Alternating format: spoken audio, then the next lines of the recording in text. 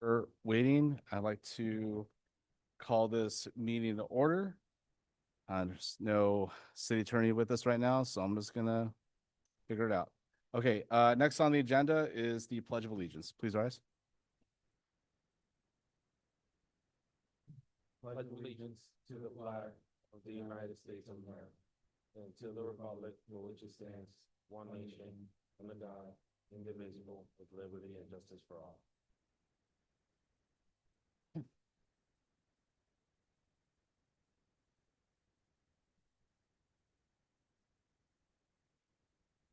Alrighty. Let's do, well, I'll just do the roll call. Council member Lejeune is not here. Council member Matias. Here. And for the record, I am here. So we have enough folks to have this meeting. All right, next on the agenda is the approval of the minutes. So I guess we could take public comment if anyone wants to comment on the minutes. I give it 1 minute, see if anyone wants to change their minds.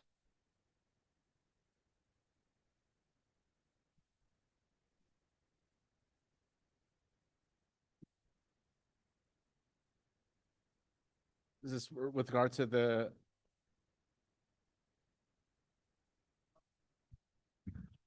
Please turn on the microphone as well so we can capture.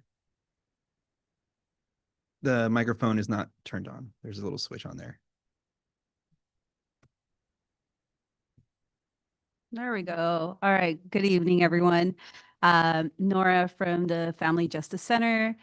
Just wanted to make an amendment to the names of my colleagues and myself who were here last meeting so they can be updated on the agenda. And then want to make sure that we have the right names for the folks who are here today. Okay. Who Do we can have I anyone leave? here to annotate that yourself? Okay. So do you want to give him the names or do you want to say it out loud? I'll give you the print. I wrote them all down, so I'll just hand it over. I appreciate it, man. Thank you.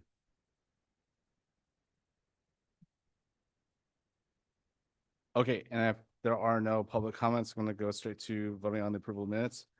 Councilmember Matias? Yes. I vote aye, and Councilmember Lejeune is absent, so this passes. Next on the agenda, Operations Bureau Monthly Statistics Report. Set my timer. I'm going to set the timer for 1 minute. See if anyone wants to make a public comment.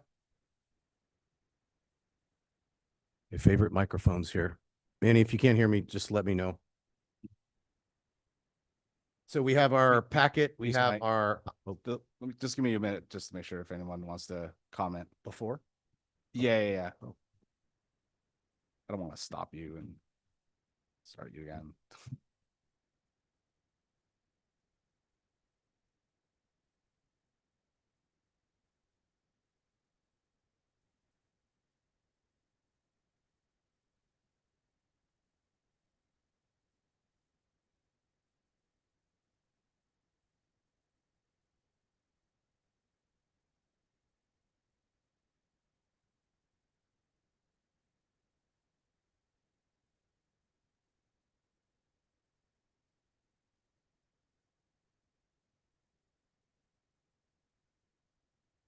All right, I'm sorry. Go ahead. Okay, so we have as part of our packet, we have included the December 2025 Operations Bureau report. That chronicles all of our activity in December. However, it is the last month of the year. So in our crime data, that will represent the end of year statistics. Since the packet has been published, we do have our total end of year numbers, of which I'd like to just highlight here, along with some of the crime trends. Will be a little bit of a preview to Tuesday's public safety update, in which we're going to talk about some of these statistics as well. I'll start with the crime statistics. We saw some very positive drops in crime, not all crime, some of which we are addressing here in some of our work with the Public Safety Subcommittee. We had our murder rate drop by 32%. We had 17 murders last year in 2025 as compared to 25 in 2024. 11% drop in rape. We have robberies, which trended right about the same, and other sexual assaults right about the same, with a deviation of only one from the previous year. We've talked about our aggravated and simple assaults as having gone up both 14 and 15% respectively. As we've talked about in prior subcommittee meetings, there is some attributing that to those crime types are captured in domestic violence. We know that's a previous topic we've addressed. And we will give you a further update on our domestic violence response initiative in a agenda item in the future here on this meeting. We saw a slight increase in kidnap abductions, of which last meeting we provided a crime breakdown of what the various crimes are. We went from 70 in 24 to 74 in 2025. Our burglaries and larcenies are significantly down at end of year. We have a 12% drop in burglaries, and we have a 26% drop in theft, retail theft. There's a lot of drivers of theft. So we've made some headway in that regard. Stolen vehicles also is down significantly by 30% as compared to last year. Arsons are up slightly from 32 in 24 to 37 in 2025. Also, these are subcategories that we break out just for transparency to the public. These are not NIBRS crimes. These are separate crimes that we look at individually. Specific to auto burglaries and theft from vehicles, that is down 21%. Shooting cases are down 25%. And again, as we know, domestic violence cases ended the year at an increase of 33% specific to domestic violence. And we're going to talk about that later tonight. Also, our average response times continue to improve.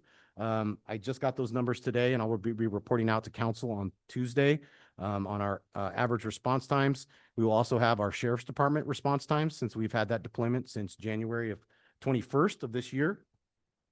Now, these are not in the packet. These are the end of year 2025 stats, but you can correlate them to the individual categories under the patrol division section on the top right of the Operations Bureau report. Just want to talk about some overall volume. We initiated 51,368 calls for service last year at the police department. We also initiated 9,539 officer-initiated incidents. So that's where an officer proactively initiated some type of incident that was not generated from the community. A couple other areas that I'd like to highlight at end of year are some good trends that I really want to highlight because, and I really want to highlight it and explain it to the public because these are trends that we don't normally see in my industry. First and foremost, our police pursuits dropped by 11%. We had 143 last year, and we had 126 year. We're seeing that trend continually go down over the last 3 years. That's a good trend. Another trend that I think I want to talk about just real briefly is we have seen a uptick in traffic stops and arrests. We've been asked, there's been a call for the police department as we get more staffing and we try to really want to impact crime that we do more proactive enforcement. And we've been talking about that for some years now. We've gotten to a point in 2025 where we had a 42% increase in felony and misdemeanor arrests as compared to last year. That's a huge, significant increase that we haven't seen as a department in quite some time.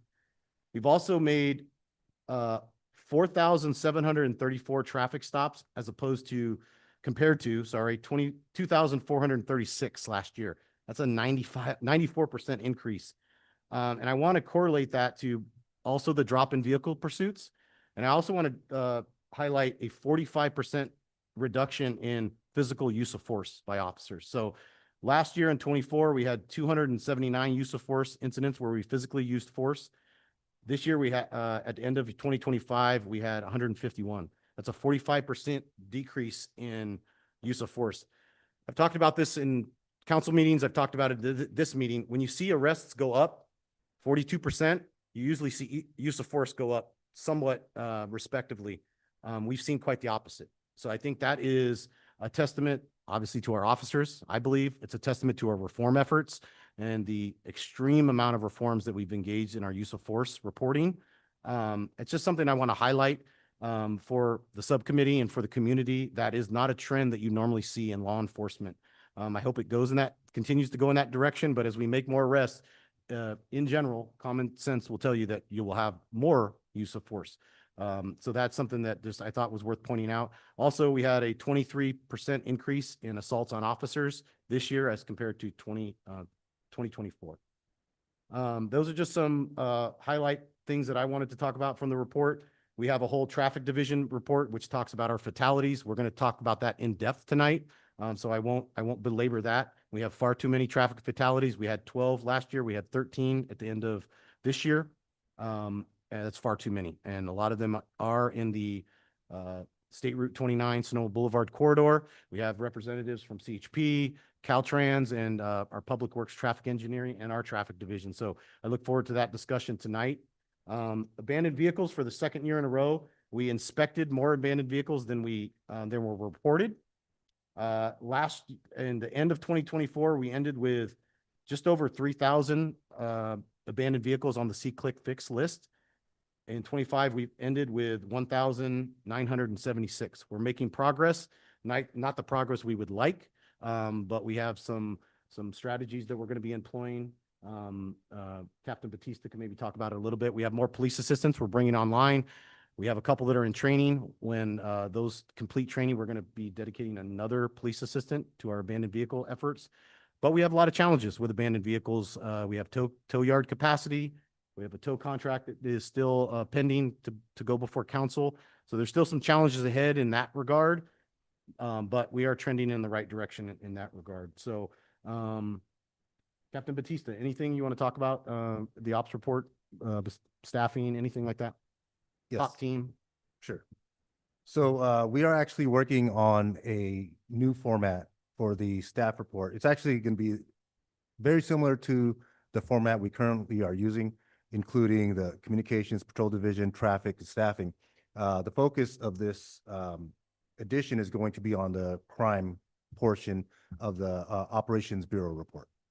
And so what we're going to be doing is breaking down the number of crimes to their respective beats so that it's more specific to the locations of areas within Vallejo, so people can understand more of where those specific crimes are occurring with respect to the specific areas within the city. But it's still going to follow the same format, so it's going to have all of the same information, just a little bit extra. So. And the last thing on the Operations Bureau report, we don't have it as a standing agenda item. It was an item that's already been undertaken by the subcommittee. Our sex trafficking reduction initiative is in progress. It is currently going, and that's a publicly available document that we've published in this subcommittee in the past. It is going through its phases. We don't intend to talk real deeply about the operational aspects of the phases and what we're doing. We are seeing a lot of good trends in that regard. We have seen the activity move to other locations that we're aware of it, and we're shifting strategies as a result. We also have engaged with several community partners, some of which may be here tonight. Okay, so we have partnered with several different people. So I don't know, Captain Batista, if you want to talk about a little bit about that, some of the messaging and pending messaging that we're working on. Absolutely. So as DC Knight said, we've already started our sex trafficking program initiative, and we are in the operational phases, in the beginning operational phases.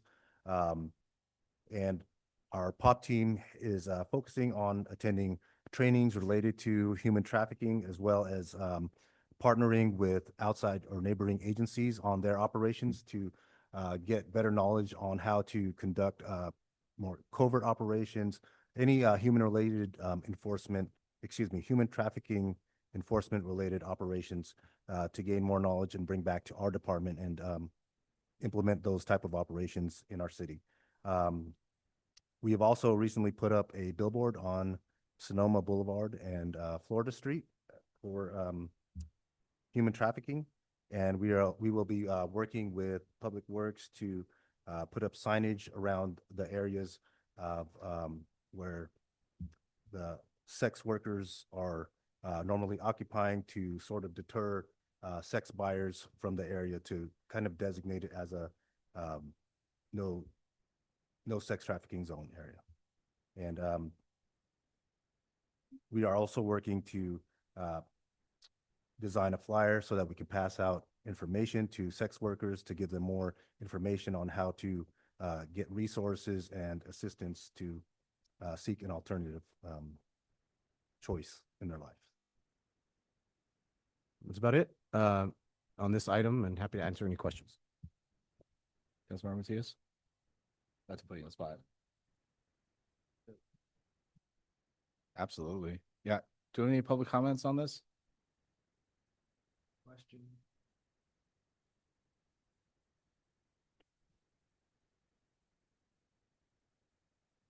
I am Carrie Cordero from St. Cert.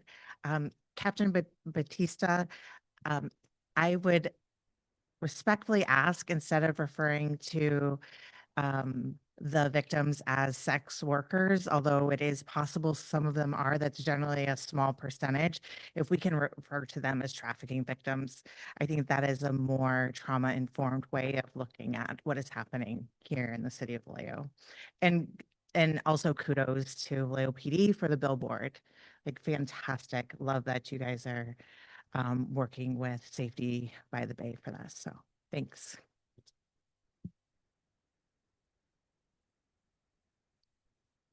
Thank you, and thank you for the report. There's been 5 traffic fatalities in Vallejo so far this year. I think it's a crisis. I think it should be treated as a crisis. If there'd been that many gun victims, people would be shrieking all over social media.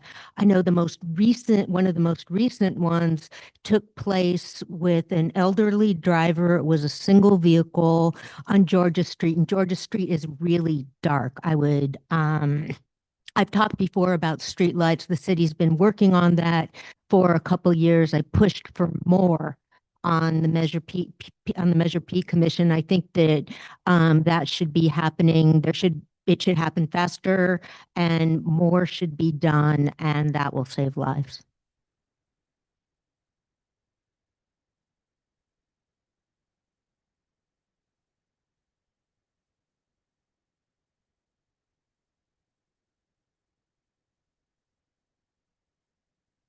I must agree with my young friend that words matter, and describing certain individuals shows in a proper manner, shows respect to that person, to the individuals. So certainly I would hope that the Vallejo Police Department would recognize that respect is absolutely important. Is an important part of this, and proper messaging, proper words is very, very, very important. Secondly, he mentioned, the gentleman here mentioned the traffic stops. Is there a record of the ethnicity of the traffic stops? He mentioned the amount that is ethnicity recorded as to who is stopped the most. Thank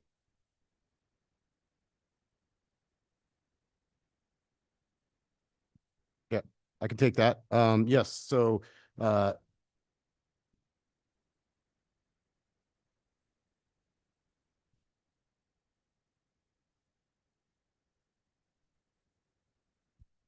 Sorry, I'll be brief. So I want to take just 1 second to commend the committee for prioritizing such an often underlooked and deprioritized topic of domestic violence.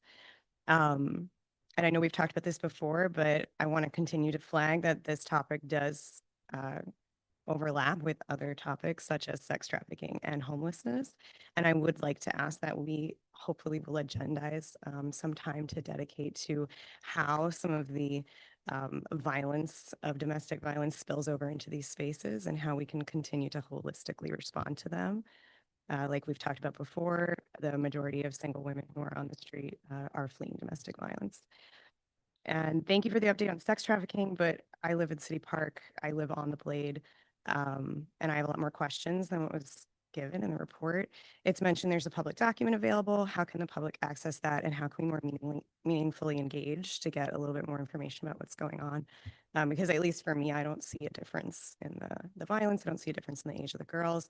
I don't see a difference in the frequency of the girls. And I usually make a point to walk here all the time. So, and then I'm also really happy that Rayvon is here today from iHeart. I would like to ask why we have him in the audience and not up on the panel. I feel like so many of the topics that we're talking about here today, these are first responders, social topics where it would be useful to utilize the iHeart program. And I think that for that program to be successful, they need to be given the opportunity to be part of the scaffolding that we're building and not plugged in as an afterthought, because they have a unique perspective on how their angle of things can be plugged in. So that's all. Thank you.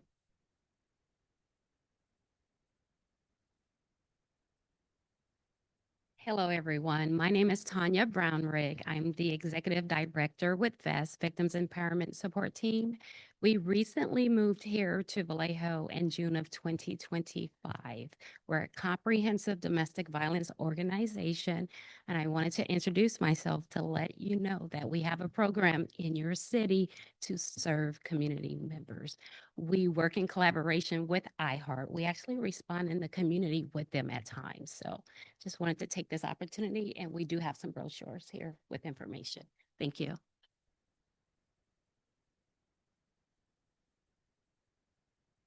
Thank you. DC Knight, do you want to respond to any of those comments? Sure, I can respond to a couple. In relation to the racial, ethnic, and age and gender of those stopped, that is governed by the state of California law called RIPA, stands for Racial Identity Profiling Act. All California agencies are required to report that information to the California DOJ. We as a department recently did a press release, and we have initiated a RIPA dashboard on our website. Unlike most agencies that don't have that information readily available, we have it on our website, available, interactive for the community to look at all the various stops, the racial makeup, gender, et cetera, of those individuals, reason for the stop, and it has a lot of data in that. And then we have created a dashboard for that information. Relation to the sex trafficking reduction initiative, thank you for the comment from the community member. Yes, that drafts of that initiative were published in previous public safety subcommittee agendas available on the website. Happy to share that with anybody who'd like to see it. One of the things, and to the community member's point, one of the things that is part of that initiative is, as we go through these phases, initiating community meetings at the affected neighborhoods to get a sense of, because we want to look at metrics, right? How are we doing? Where can we improve? What are we doing well? Some of those things in relation to this type of activity is hard to quantify. You can't quantify it with arrests. You can't quantify it with all these things. There's so many factors involved. You really have to go to the community and find out what they're seeing, what they're hearing. So Sergeant Hollis, as part of that initiative, is through the phases, is to start and initiate community meetings. We're in the very early stages. So those would be coming into the middle and latter stages, but we will be holding community meetings for that initiative. Yeah, absolutely. And with respect to this sex trafficking reduction program, I mean, I'd love to have a workshop, mini town hall in the immediately impacted area, just to get the feedback and just like figure out how we could do better. Councilmember Matias?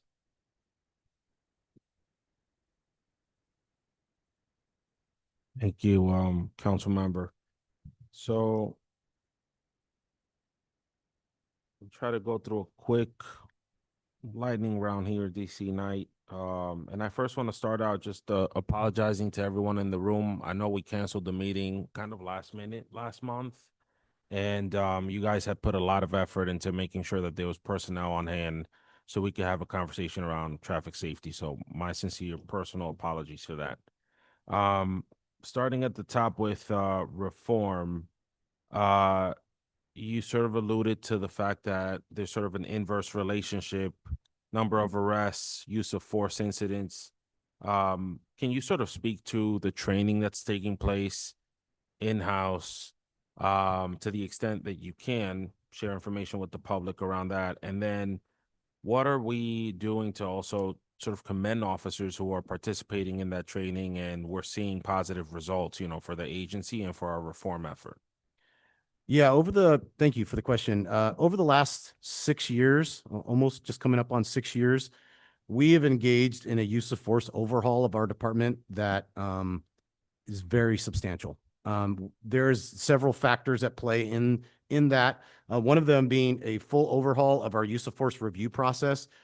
Our use of force, every time that our use of force occurs, it is reviewed by at least 5 individuals through the chain of command.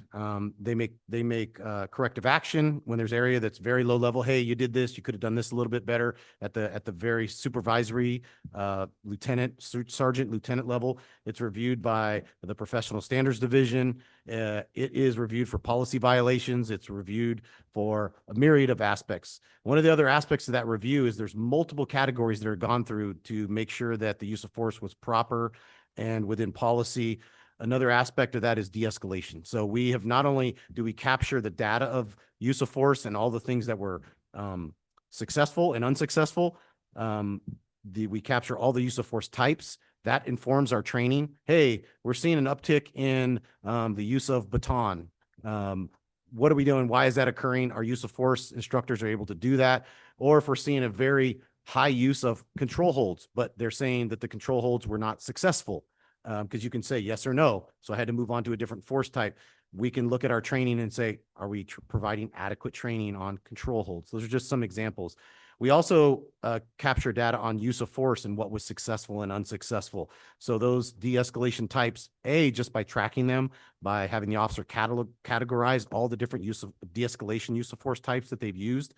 I think those are all it's like a multifactorial way of looking at use of force and the officer thinking, before I use force, have I tried this? Have I tried this? Have I tried this?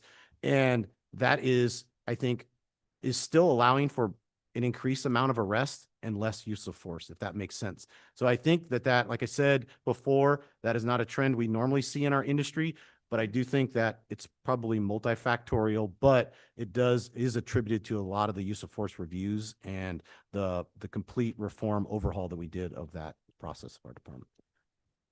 Thank you for that. And I just want to make sure that 2 things are happening. Obviously, we're communicating this information out to the public. We're making progress as part of our reform effort. And then 2, that we're also commending officers because they're engaging in that reform effort and engaging in constitutional policing with in community, which is what we want to see. So to the extent that we can communicate that information out and also just commend officers, I think we should do that just to start there. Now on recruitment, we've got the sheriff's contract in effect. And my question around recruitment is, tell me about the pipeline very quickly. How are we doing on bringing new officers online? Are there any roadblocks, bottlenecks that perhaps the city management team should be aware of since we have representation?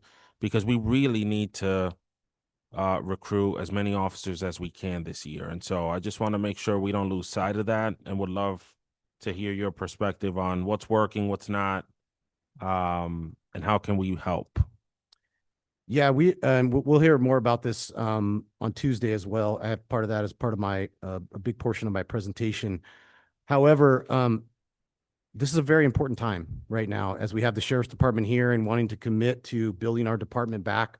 There's a lot of issues at play. One of the challenges that we face first and foremost is in the Bay Area. We all are taking from the same pool of candidates. So those candidates, as we've mentioned in the past, have to go through an extensive background investigation, an extensive medical examination, a psychological examination. So that is a vetting source that we do see a lot of people. And I think the chief, I don't have the numbers off the top of my head, we have a very high failure rate in that regard. So that's a challenge that we're facing first and foremost, industry-wide. It's very significant in the Bay Area. Everyone's picking from the same candidates. I will say, having been part of the hiring process and working with our human resource department, we are on firing on all cylinders. Our department is meeting with them weekly, having daily conversations. We have an administrative sergeant who's one of their primary jobs is just hiring, working the workflow of hiring. We have an administrative staff that all they do is just funnel the workflow of hiring. It is truly become kind of a volume game. You have to get enough people through the pipeline to get just those few on the back end. We have stability in our police academies. We had reported out in previous emergency proclamation updates that we were having a backlog in the police academies. We, as a small agency, have to take spots at the regional police academies. That has freed up somewhat. So we have several people in the police academy, which is good. We have to get them through their training. We have met our objective of hiring at least 7 officers per year. We have exceeded that at times, but they're not all passing training. So we are having times where people are getting out of the police academy and not being able to become a full-time officer through their training. We've had a couple departures to other agencies, not the significant amount that we were seeing in years past, but it's what I'm trying to say is you're always fighting attrition. So you can meet your projection goal of hiring, but if you lose some folks through training or to another department, whether it be for professional development or leaving for other reasons, you are just treading water, if you will. So we have had, and again, like I'll speak on it on Tuesday, from where we started the emergency proclamation to where we are today, we are a lot better and healthier as a department in terms of full duty officers who are not injured, et cetera. But we are treading water at times. So it takes a lot of effort to get back.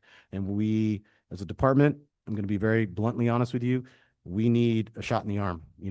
We need that 5, 6, 7, 8 officers jumpstart. Because getting just 1 or 2 or 3 at a time, when you lose 1 here or 2, you are not getting a net gain. I'm assuming you guys have some ideas coming on Tuesday on how we can perhaps help in that respect, or yeah, we got a lot. Yeah, we got some ideas for sure. Yeah. And then I'm almost done. Businesses. So we could spend a few hours just talking about what has happened here over the past couple of decades and what we have to sort of undo from a reputational standpoint, both in terms of what our businesses come to expect when it comes to public safety, and then our residents being able to shop in town. So, as you know, we made a significant amount of investments last year: crime mitigation plan, the security guard contract, the sheriff, business, the police retention and recruitment bonus, a whole package.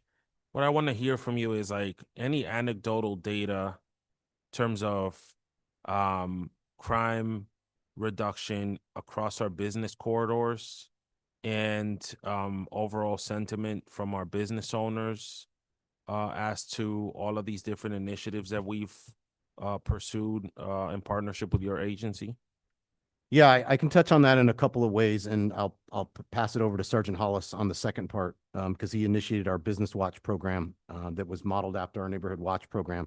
So I'll let you finish, Sergeant Hollis. But I think that we have engaged in, amongst all the things that you mentioned, also engaged in several retail theft partnerships with some of our larger businesses, larger box stores. And I would like to point to our larceny numbers down 26%. That is a huge reduction in theft for a city that was really, really plagued with high levels of retail theft. That is a good trending number. Stolen vehicles in parking lots down 30%. That's a good trend. I can attribute that, and again, talk a little bit more about it on Tuesday, but I can attribute that to ALPR technology and some things we have going in our areas. Auto burglaries and theft cases down 21%. Those are things that ancillarily touch the business customers and businesses. I think that we are doing better in that regard as our response times improve on priority 2s and priority 3 calls, which a lot of the business responses sometimes are those. I think that anecdotally, I think we're doing better, definitely doing better than we were in 24, did better in 25, and hope that we can keep the momentum going. I'd like to ask Sergeant Hollis, because he started our Business Watch program. He is speaking monthly to all the business owners in the various sectors of Vallejo I'm just curious on your perspective of how business owners are feeling.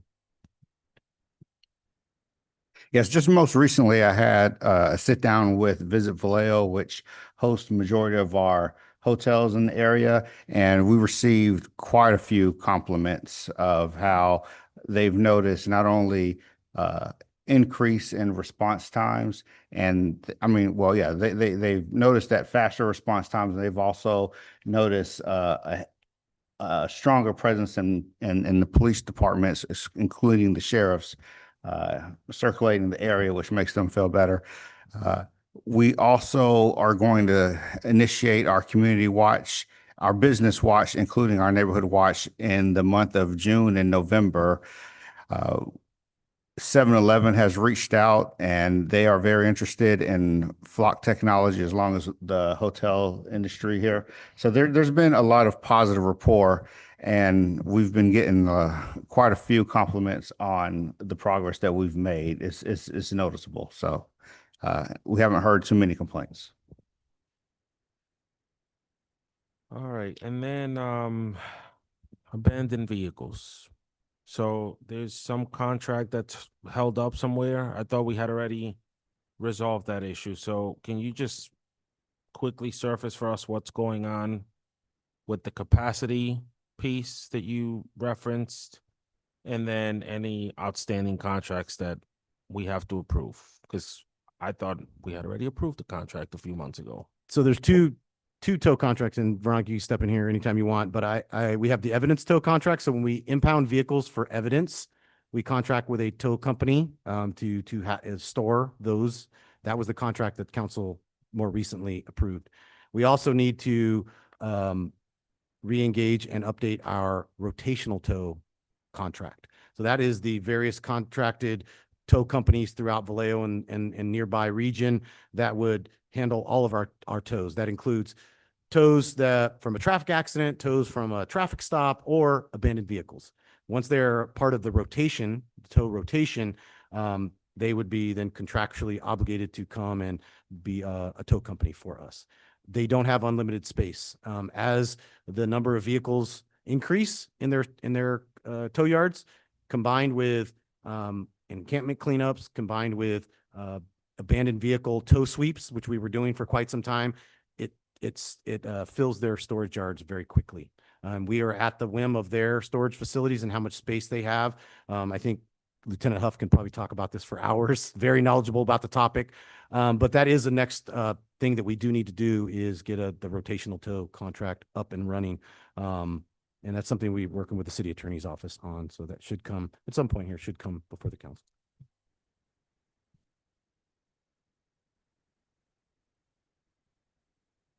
We actually have an active rotational tow contract, so it's not that we don't have one. It's that we're looking to update the one that we do have. So they are still towing rotational tows at this time, so it's not causing a pause in rotational tow.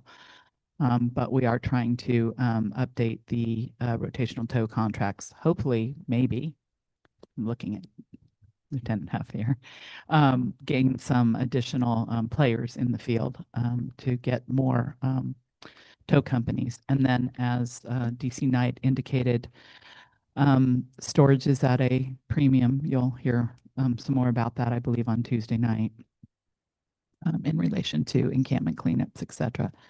But storage is at a premium. So we've also been looking at some strategies to perhaps clear cars sooner. Vehicles that are stored, if we can clear them more quickly, then we free up space to put in newly towed vehicles in those spaces where some may have been languishing either for an evidence reason or another reason. So we're looking at a couple of strategies to perhaps encourage the release of vehicles that are being held for evidence purposes. So with all of those items in place, we're hoping to gain some additional space. It's hard. There are not a lot of tow yards out there. The regulatory requirements for tow yards have gone exponentially up because of environmental issues over the past probably 10 years, incrementally. So it's hard to get one established, and it's hard for people to want to keep them established because the liability is relatively high. But we're working on it. What's the timeline on the update of the contract? Because I know we've been talking about that for a few months. No, we were previously talking about the evidence contract, and that has been concluded, as you correctly pointed out. The rotational contract, I don't believe have been talking about for months, but I could be wrong. All right, so Give an update. I'll send you an update because I don't actually know the answer to that question, but I will send you an update. I'll confer with the attorney in our office who's handling the rotational. okay, I just want to make sure we handled the one issue. Now there's a second issue. We should prioritize addressing that, and if there's additional support needed from the council, that should be elevated. If you guys want to speak to that on Tuesday, because we have a lot of complaints from community about abandoned vehicles, and that goes back to the start of the pandemic. So whatever steps or whatever direction you guys need on Tuesday, please prioritize that, and let's continue to bring that number down. That's all I got. Thank you. Councilmember Letichu? Thank you. So I just want to go back to the evidence storage, the vehicles we store for evidence. And I recall that in one of our sessions, you talked about really sometimes we're holding evidence, our vehicles as evidence for sheriff or someone else, correct?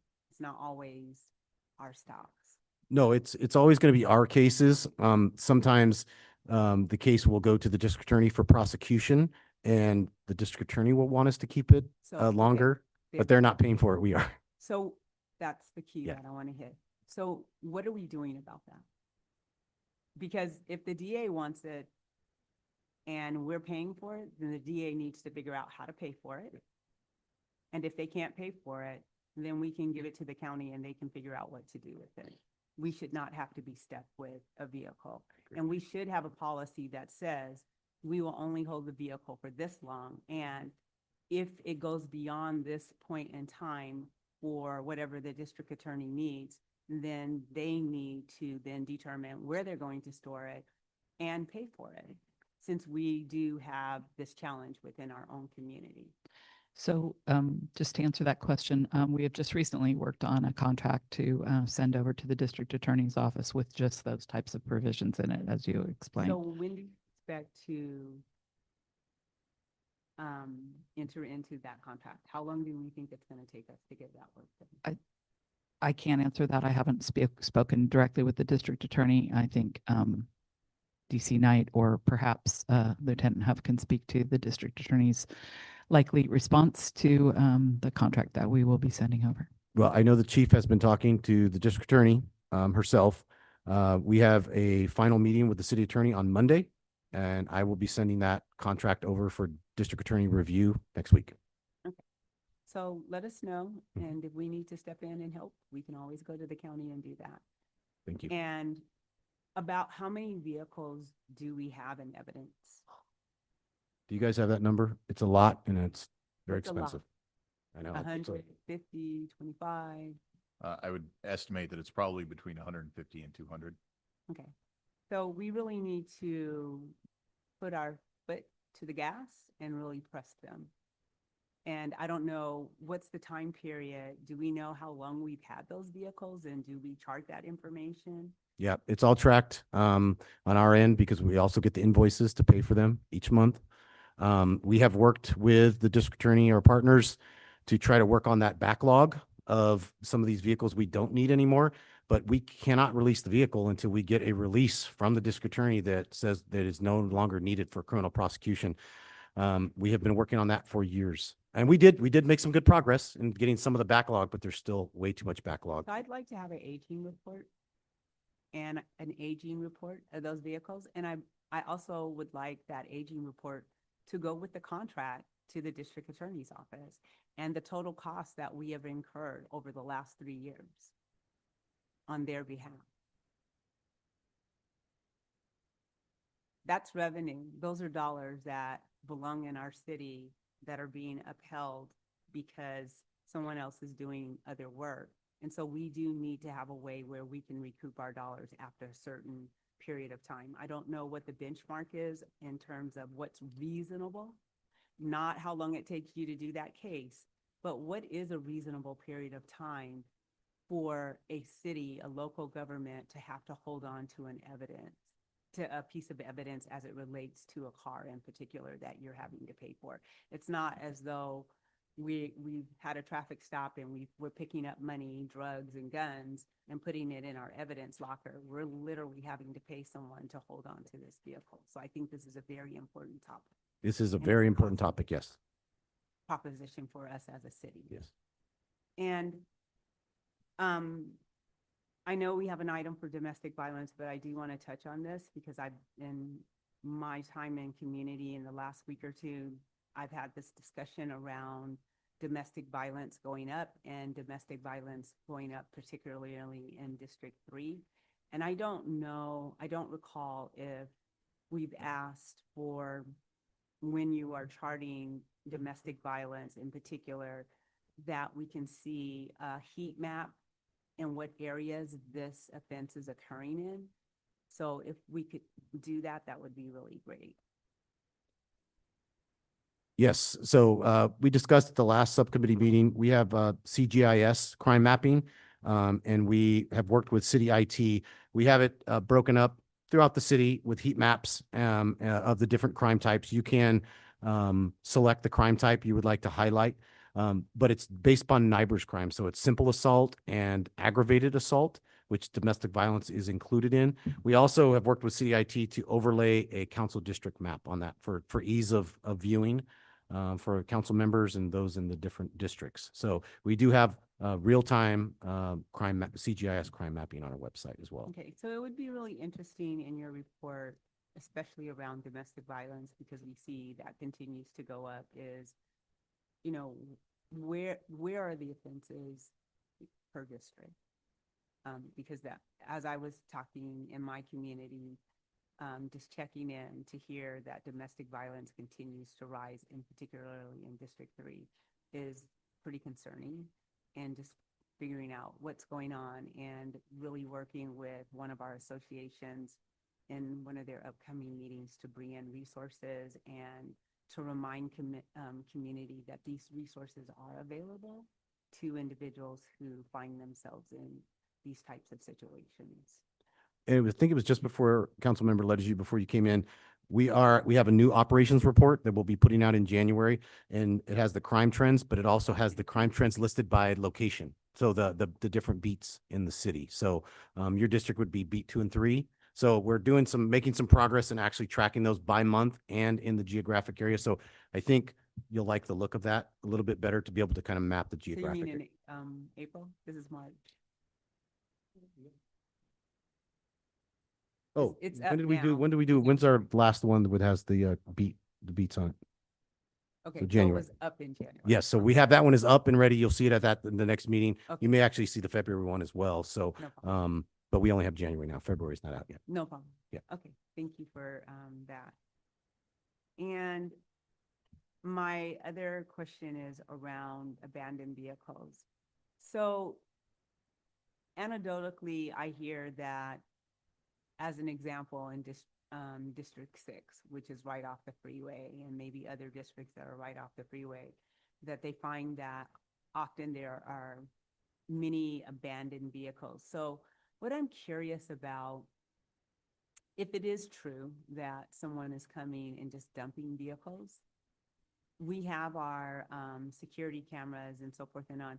How are we able to see any of that activity, and what do we need to do as it relates to security cameras and so forth and on to be able to see, potentially target and see some of that activity?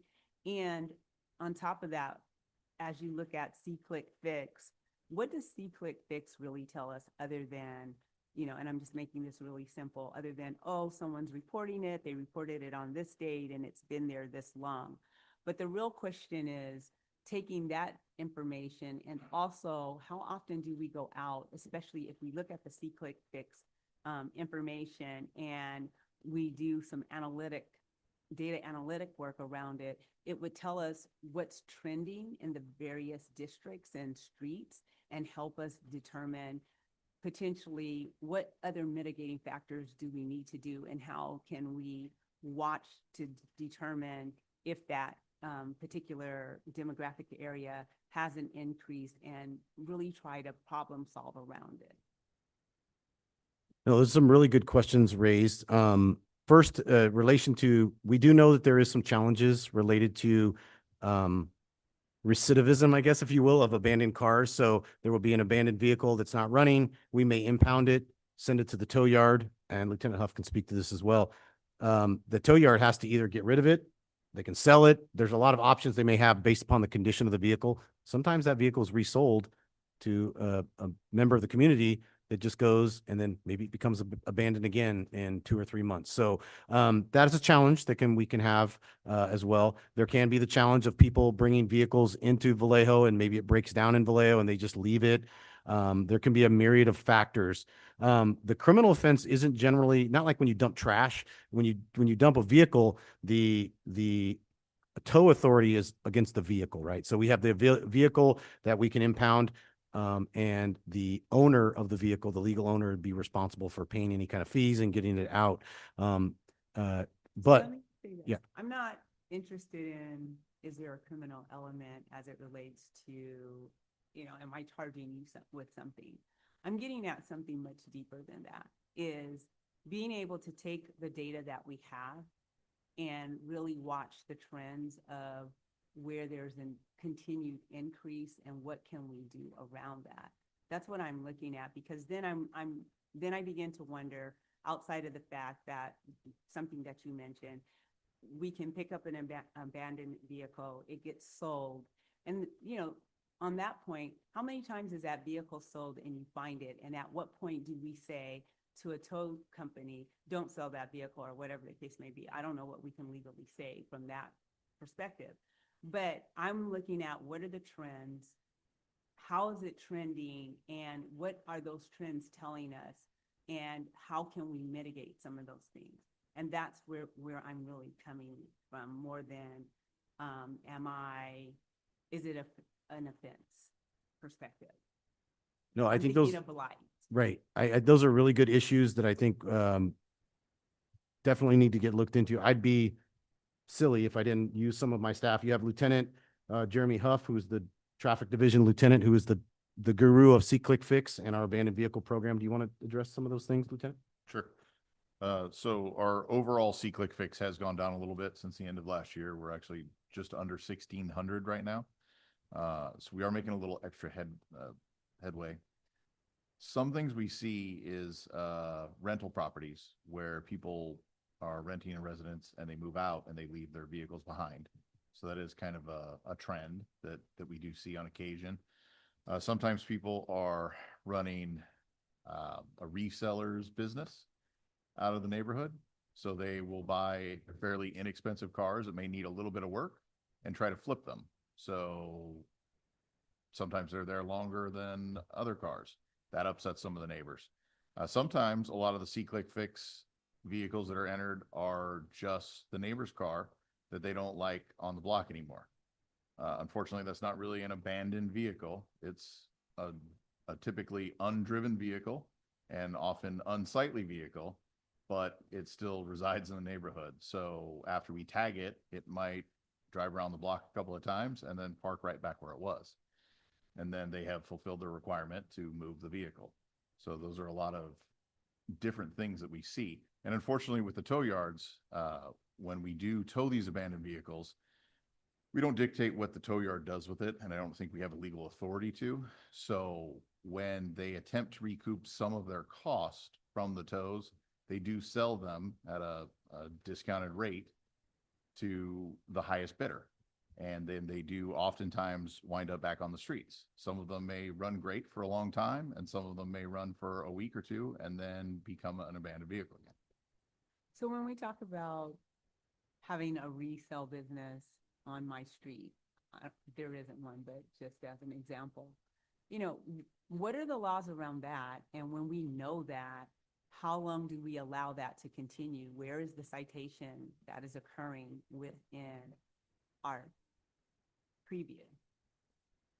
So that one is actually code enforcement. It's a zoning violation. So it's a little bit like a home business, if you want to call it that, where somebody's engaging in commercial enterprise in a residential zone. So we do have tools for that, for sure. And how are we coordinating those tools with I would, yeah. expert with C-Click Fix and towing cars and understanding what's there? And I'm quite sure with the work that is done, we know that that's occurring. So what do we do to mitigate that in a timely fashion? So I would say that we are at best under enforcing those at this point in time. So how can we change that? That's really a question for the Planning and Development Services Manager more than it is for me.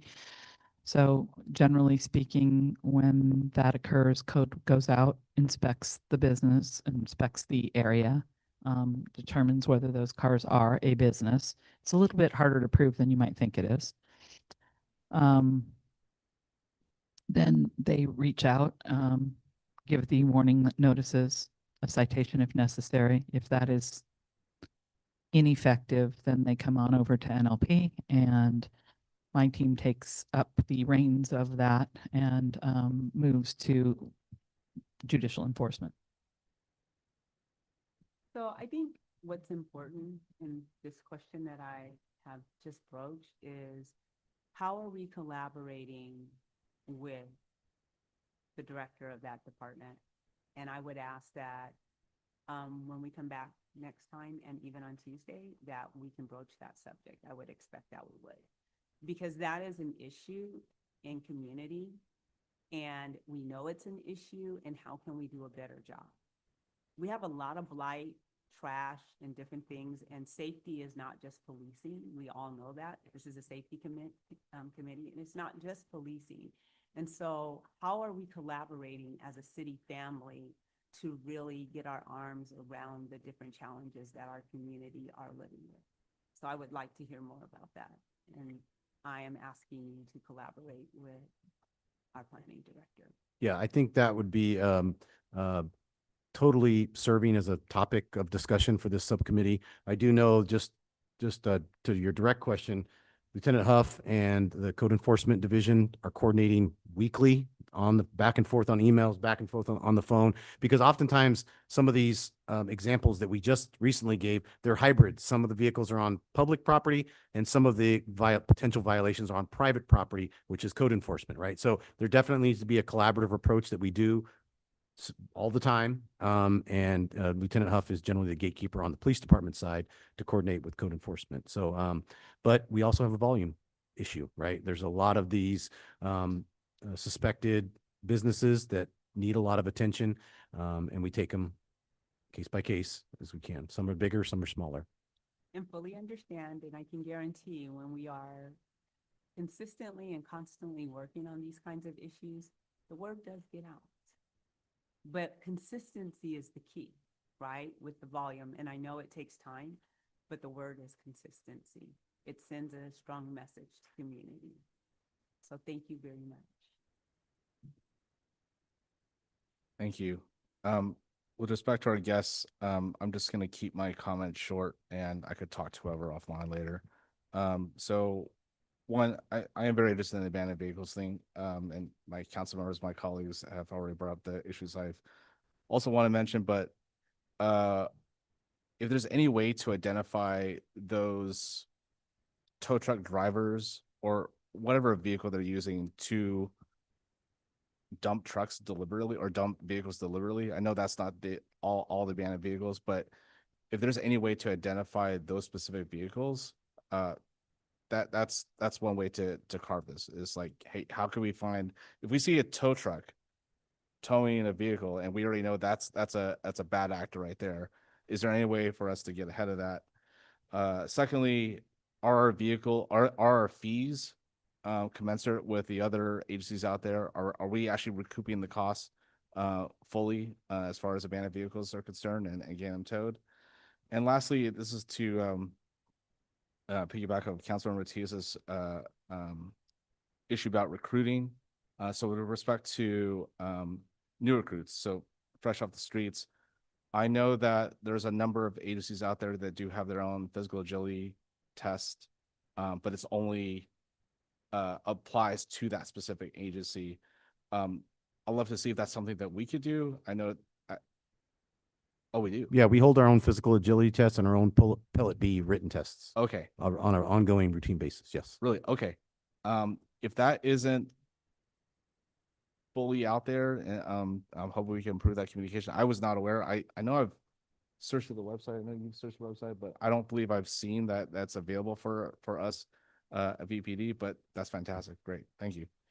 All right. I'd like to move on to the next agenda item. Number 6, Vallejo PD's enhanced response to domestic violence initiative. Tonight. Yes, just a brief update. Our project lead, Lieutenant Catham, is at lieutenant school all this week. He sent me some bullet points with some updates, and I think we have some community partners that are going to speak as well. So this is our, as we've coined it in the subcommittee, our Vallejo Police Department's enhanced response to domestic violence initiative. So Lieutenant Catham reports that the resource pamphlet that we've been speaking about is nearly complete. Lieutenant Catham will be meeting with the Family Justice Center next week to view and discuss the pamphlet. Also, I would like to get with Vest organization to make sure that you guys, his information is going to be on the pamphlet, and it may already be, but I just want to make sure. The pamphlet should have human trafficking resources in it as well. Once completed, it will be uploaded to our website and be physically available to officers to pass out at scenes. The next thing, a countywide pamphlet is in the discussion phases. This is a countywide pamphlet with more resources that are countywide. The Family Justice Center may talk about that a little bit tonight, possibly. The Family Justice Center has a meeting with the county board. We're going to have to put that on an agenda item to discuss that further at the county level, and I can let them speak to that a little bit further. Update on our training that we've discussed at the subcommittee meetings. The second of 2 trainings was completed on February 26th. So now all of our patrol officers have been trained along with iHeart staff and some of our police dispatchers.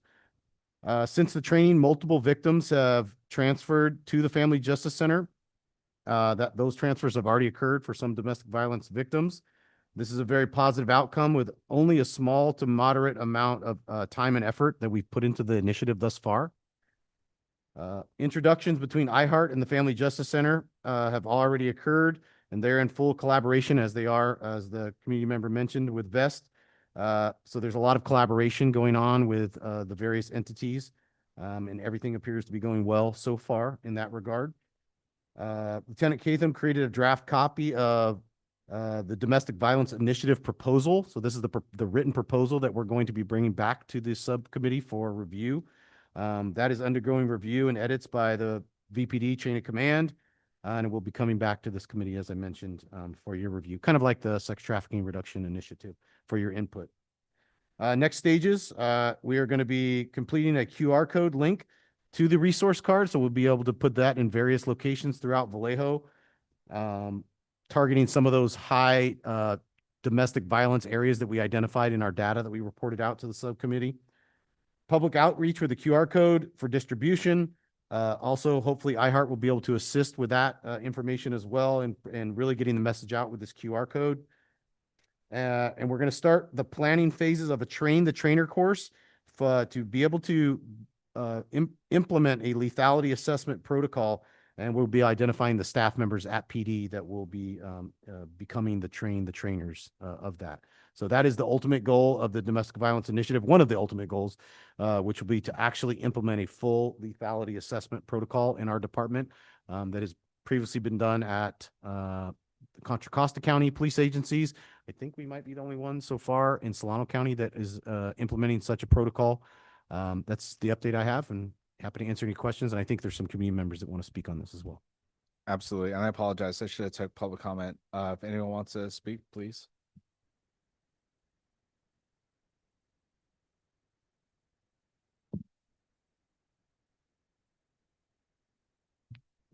Good evening. We'll just be brief.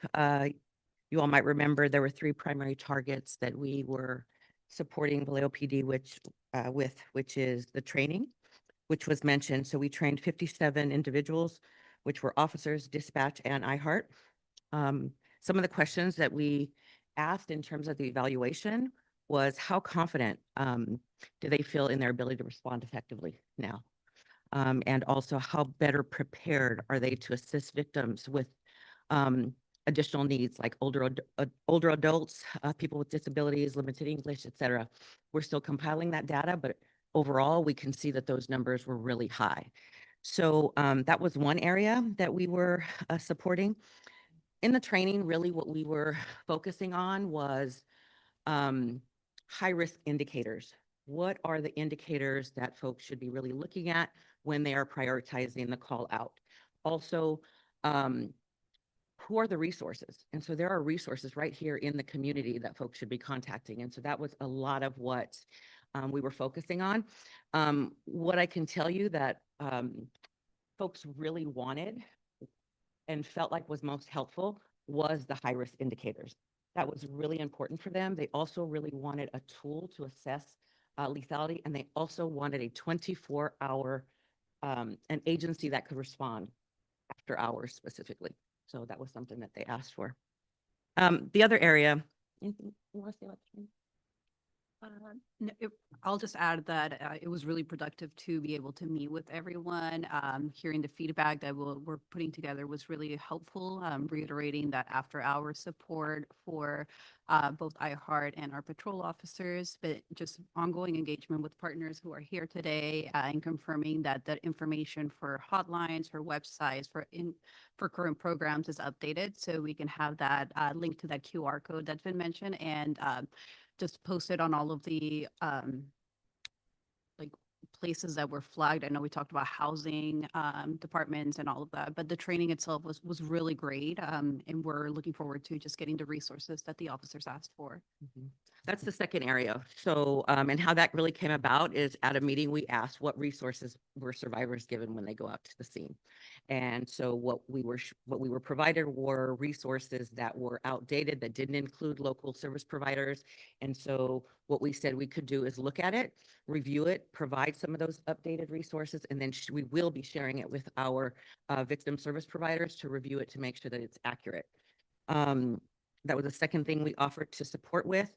And then the third one was really we really hear the intention about implementing the lethality assessment protocol, which we absolutely support. We support it. And before we can even do that, we really have to look at who will respond to those calls, right? And so we really do want to be engaging those partners that already exist, like iHeart, like VEST, who's right here in this community, Sane SART, and then also engage SafeQuest to see where they're at in the process and what organization can do that 24-hour lethality assessment, because the Family Justice Center, we are not that 24-hour victim advocacy agency, right? We're the backbone. So just to be really clear about our role, we are certified trainers and we will support that training, but we really want to support bringing the folks that are already doing the work. That's really that third area. Yeah, and then again, I think I really just want to hone in on is that really what the officers were saying was that they really need additional training, and for them, what support looks like is identifying those resources that they can connect to right away for a survivor. Yeah, and then I think the other thing that we were at, anything else? No? Okay, and then the other thing that we were asked to share was a little bit about our telecare program, which is really some of our work around healthcare. So we brought LaSharai, who is our West Center director in Richmond, but also she manages our telehealth program. Good evening. I won't be before you long, but I'm glad to be here along with my colleagues who are doing great work. But also as a former Vallejo resident, I grew up in Vallejo, went to school K through 12 here, Highland, Springstown, and just Bethlehem.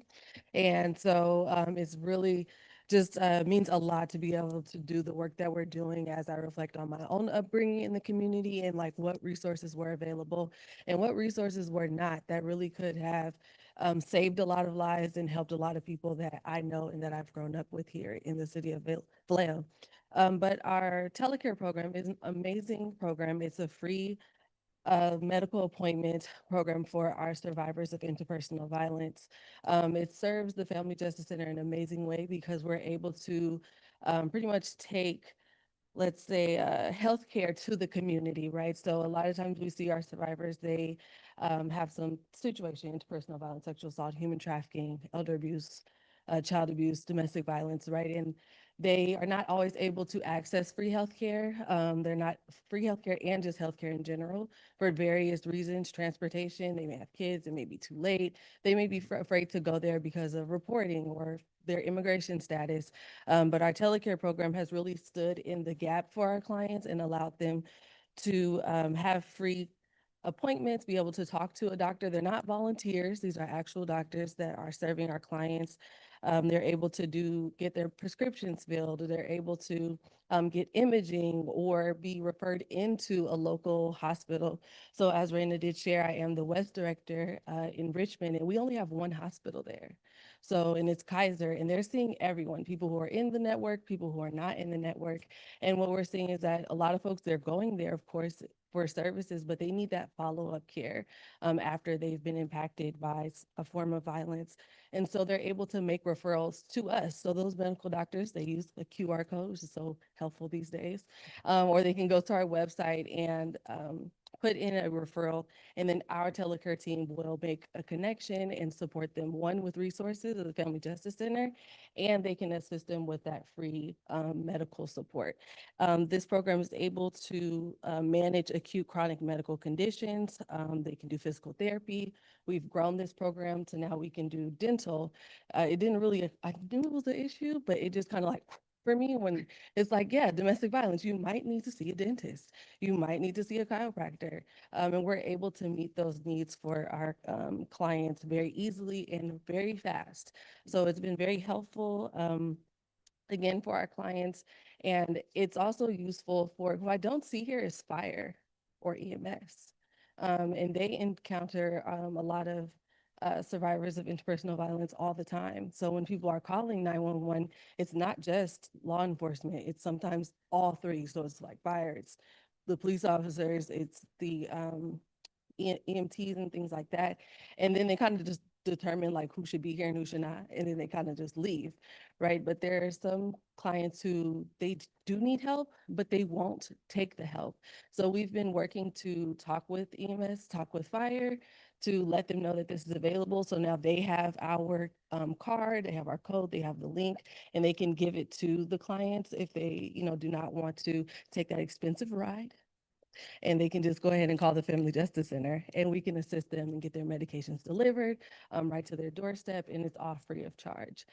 So it's really allowing us to serve our clients in a more comprehensive way and meet their needs that they probably may just ignore and want to focus more so on their day-to-day life, right? Get back to normal, and we'll worry about the injury later. But at the Family Justice Center, we want to serve meet all their needs, and we want to meet them as soon as we can. And as soon as possible and free of charge. So that's a little bit. And the navigator connects them, schedules that appointment, yeah? Yes. So sorry, like who does all this stuff? So yes, our navigators are able to schedule these appointments. We're able to tell our clients about the telecare program when we're talking to them on the phone, or whether they're walking in through our doors, we're able to let them know that this program is available to them and it's something that is needed, because sometimes our clients are like, no, I want to focus on this. And we're like, well, we can actually do this and meet your medical need, especially given with our administration, we're seeing a lot of cuts, a lot of budget cuts in the medical field, and it's really affecting our clients in a real serious way, where people are just afraid to even go to the hospital. They're afraid to just speak up because we use our medical system as a way to report. And sometimes it kind of deters people from just even having a conversation because of the fear and the stigma that might be attached to it. So at the Family Justice Center, we're able to listen, we're able to assess for danger, and we're able to make those necessary connections to viable resources that they might need. All right, thank you. Question? Oh. Thank you.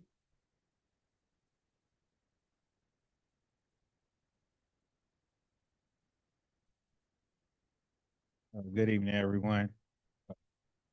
My name is Rayvon Williamson. I'm the program manager of the iHeart program. With the increase of domestic violence, our team has come in contact with a lot more domestic violence victims.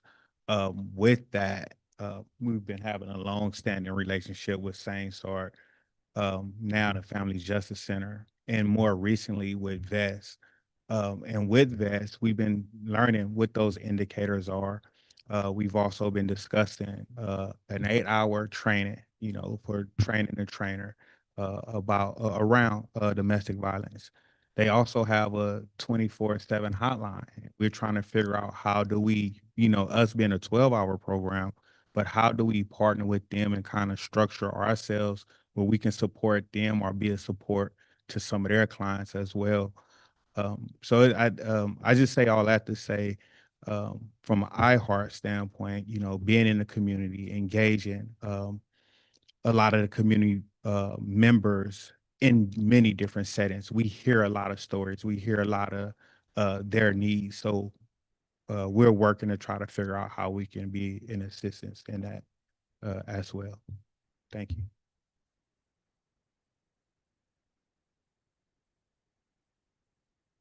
Hi, I'm Sharon Denoa. Apologies, I was supposed to be here a lot earlier, but I direct the South Bay Coalition to End Human Trafficking. We're over 20 years old, and we really take an intersectional approach to human trafficking. So a lot of what the work that we do is trying to make sure that there are screening tools that include not just domestic violence, but human trafficking and sexual assault.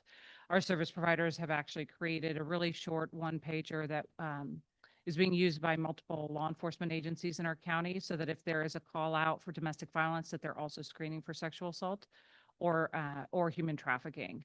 And then the protocol then kicks in after that. I also wanted to share that our coalition, we have been trying to take a regional approach. And so you may have noticed the new Report John billboard that was posted, I think just a few days ago. That includes information on Report John. And I wanted to just give a little bit of background about Report John, and that the history behind it is it comes from community-based organizations that wanted the ability to report to law enforcement anonymously about sex buyers in their neighborhood, that they felt unsafe having that in their neighborhood. So we were able to push Report John onto a mobile-ready website. It's now in Oakland, San Jose, and Vallejo. San Francisco created their own version internally. But you'll find that Report John is one way for community members to report anonymously. So our coalition actually houses the website so that it maintains anonymity. The other thing I wanted to share is our website, Safety for the Bay, and you'll also see that on the billboard. That includes resources from Marin and Napa down to Monterey and Santa Cruz. And so it's kind of our main initiative in the lead up to these different sporting events to ensure that individuals can access resources for domestic violence, sexual assault, human trafficking. But there's 16 different safety violations. So immigration protection is there, state violence is there. So if there's a protest and somebody witnesses something or is a victim, then they can go to the website and see where they can find support for either reporting or getting resources. And so we've been working with St. Sart, we've been working with the police department to make sure that the right resources for Solano County are on the website and that we're sharing the word about that. We have different materials that are available with that regard. And I just also wanted to share from the perspective of the Super Bowl, now that we've seen kind of what happened at Super Bowl, I did want to flag that law enforcement, there was a command center in Santa Clara County, the Santa Clara County Human Trafficking Task Force was working with about 13 different jurisdictions for this command center. And they conducted 39 operations from January 26th to February 8th, so a couple of weeks. During that time, they actually, and this is for the entire region of the Bay Area region, they identified 73 adult survivors they were in contact with, 10 CSEC, commercially sexually exploited children, and they also had 29 arrests of traffickers that included trafficking charges or pimping and pandering, and 36 sex buyers were also arrested because that loitering is now again criminalized for sex buyers. But I wanted to also flag that Vallejo was identified as a hotspot specifically. And so that's of great concern, especially as we move into the World Cup, where we're not just talking about one day of an event, but we're talking about 6 weeks of continuous involvement. We know that hotels are booked from Marin and Napa down to Monterey and Santa Cruz. And so again, I just here offering partnership. We'd really love to partner more heavily, especially making sure we have a regional approach, that if there are survivors identified who are from other counties, especially when it comes to sexually exploited minors, that quick connection is really important to be able to link up services and to make sure that we have the right services that we're sharing as well. Thank you.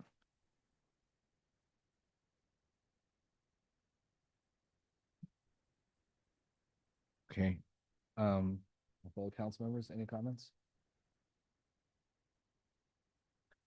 I do have a couple comments I'd like to make. By the way, I appreciate all y'all coming here, and I love to hear more and work with y'all in the future. I also like to highlight that I think it was the patrol team, at least on a couple of occasions, has arrested human traffickers in the past couple months. Is that correct, Sarn? Patrol and POP. So kudos to you guys. I mean, that's huge. And yeah, get them off the streets.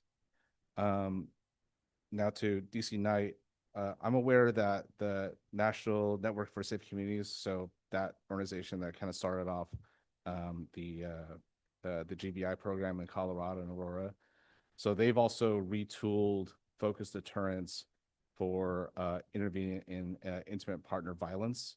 I know we kind of discussed that before, and I was kind of hesitant to see like if we could also apply this, because I know we're just trying to get vision off the ground. However, though, the 33% in domestic violence is unacceptable.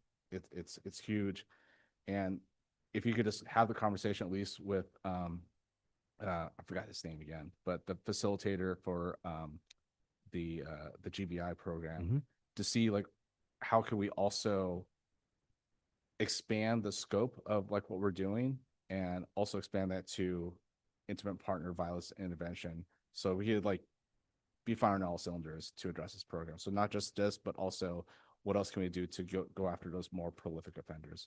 So, Yes, that's good, Councilmember Palmares. That's a good point. We've talked about it at the subcommittee in the past.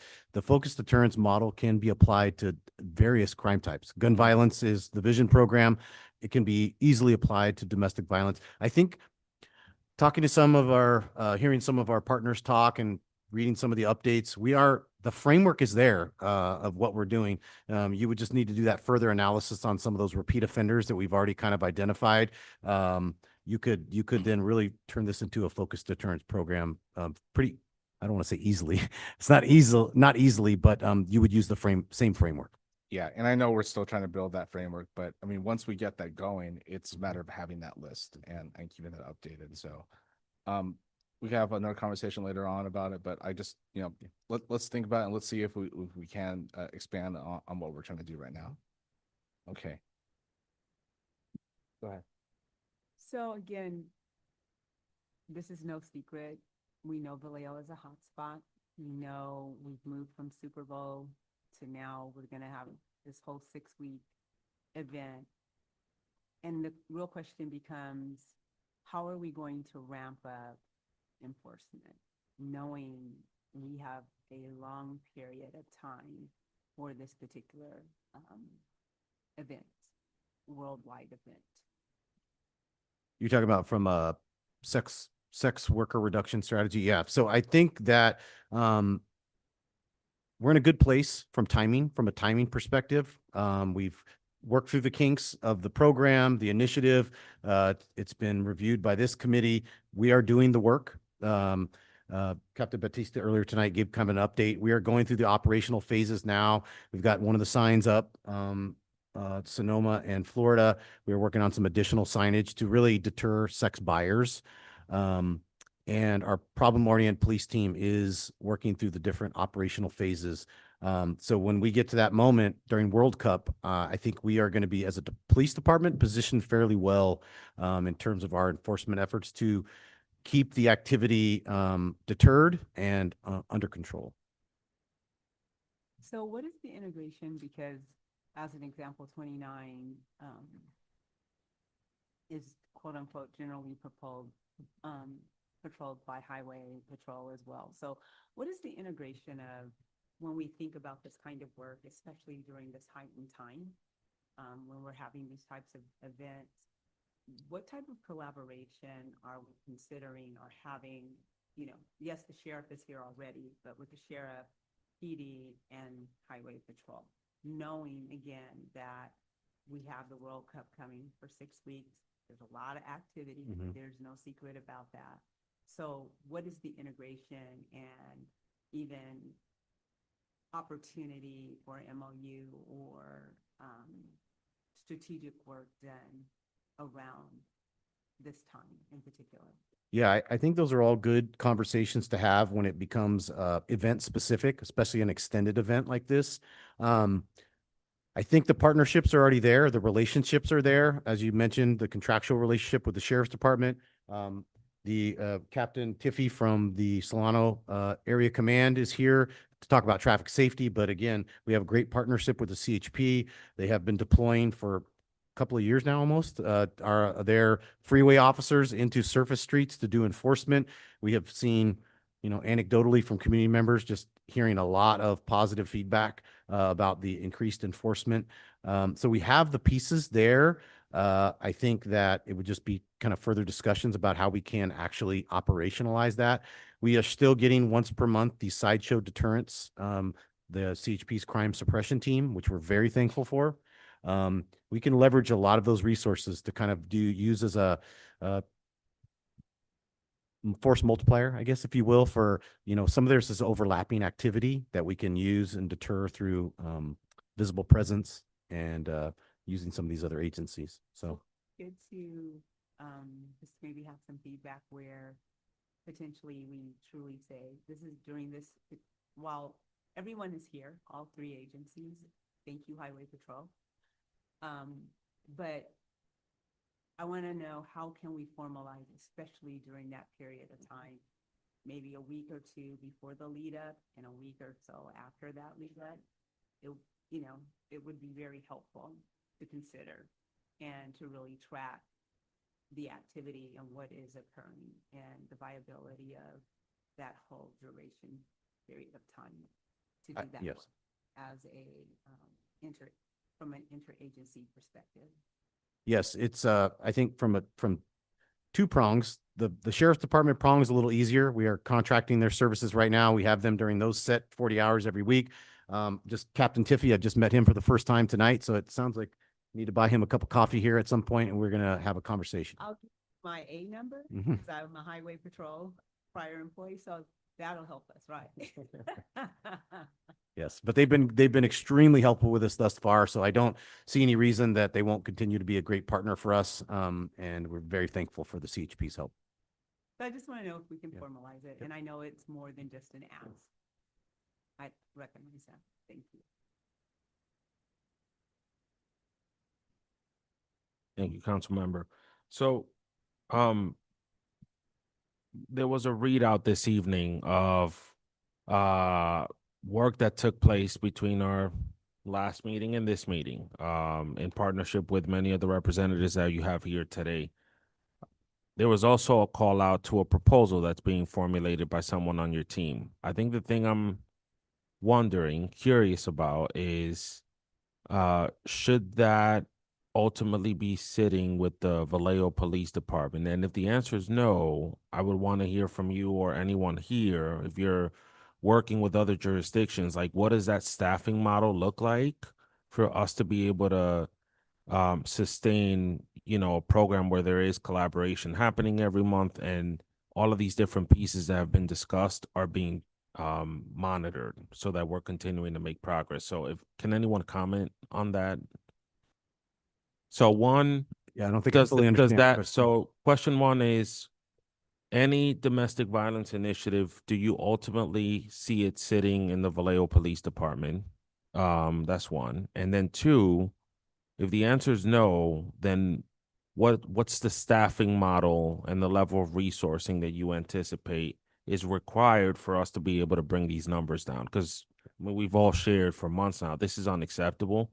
And I don't want it to become like something where we're just getting updates. Like somebody should be thinking about this around the clock and really thinking about what's the infrastructure that we need to have in place across our city? What's the level of funding? What outreach is taking place? Like all the other elements that I know we're thinking through when we're thinking about gun violence, when we're thinking about, homelessness that we haven't been able to, adequately address. So can anyone comment on those Yeah. pieces? I think so. I think I can start, in that, of course, no, it doesn't just sit with the police department, but, actually it was your vision, council member, that kind of sparked this written initiative, right? I think we had a couple of very good, productive conversations in some of our subcommittee meetings. And Councilmember Palmeris and you, Councilmember Tias, said, we're going to take all these ideas. We need to put them into one consolidated initiative, a plan that involves not just the police department, it involves multiple organizations, it involves multiple protocols and procedures. And to your point, it involves budgetary asks, what we have, what we would like to have, and what we may need have in the future. So, when I'm going to look at that initiative, and again, it's in my inbox, amongst other things in my inbox, that I want to make sure that it has all of those things, and all of those boxes are checked before I share it with you all. But that doesn't mean, again, that's why I kind of wanted to give the updates here. Some of those things in that initiative are going to be involved in some updates that I gave today, but it's not all of them. So the work is continuing despite there not being this written initiative. I think this is kind of like the holistic document that will be not only what we're doing, it's going to be what we're doing in the future and what will be done further down the line as well. Yes, please.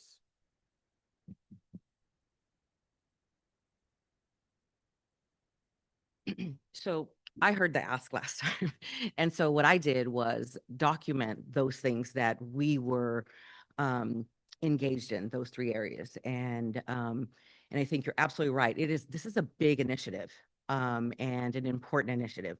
And I think what we were real clear about is so what we did document are the timelines and the outcomes that we could see. That third outcome, and I'll just reiterate again, in terms of that whole lethality assessment or even additional, like improving the community or criminal justice response to domestic violence, that's a much bigger initiative. Like we talked about last time, it really does include how are we going to fund those partners that are responding. So we do need to be looking at some of those things. But so yeah, I think just to say that I think what we did, our role we saw was really just helping to facilitate a process and then sharing that with the police department, and then they could continue to build it. But again, I think it's really including really understanding what already exists, right? So I understand that there's an agreement with iHeart, and so really understanding what are already the established protocols that we have, because we have some great organizations in this community doing some phenomenal work. And so we don't want to come in and not honor the work that's already been done. And I think that that's really important. And so how do you support the folks that are already doing the great work that they're doing? So whether that's providing them funding or support. So I think that it really does require now, after some of the training, is us really now sitting down with some of our partners to figure out kind of what are the next steps. Again, we really come to it respectfully around how do we really partner in this process, right? We are certified to train law enforcement and some of those things, but some roles are not ours. So we want to be really clear about that. So. Mhm.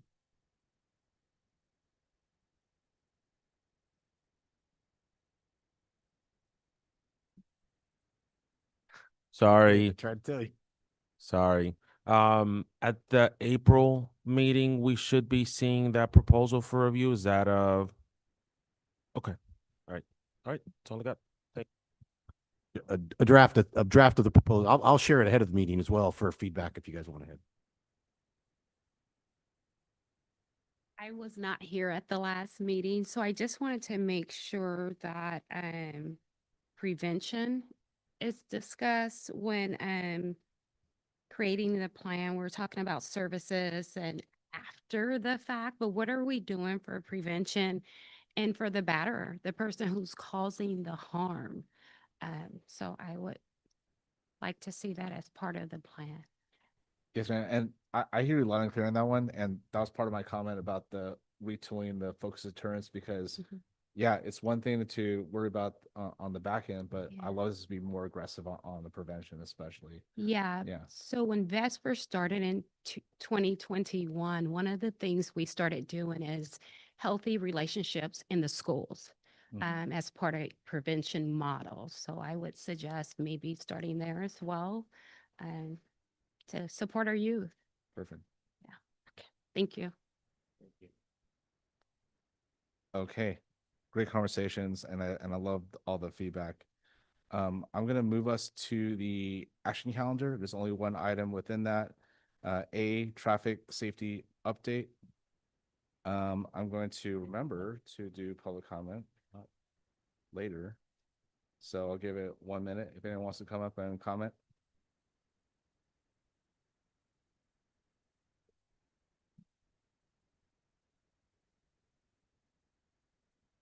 Hello, my name is Avery Livingood. I'm a resident in Vallejo.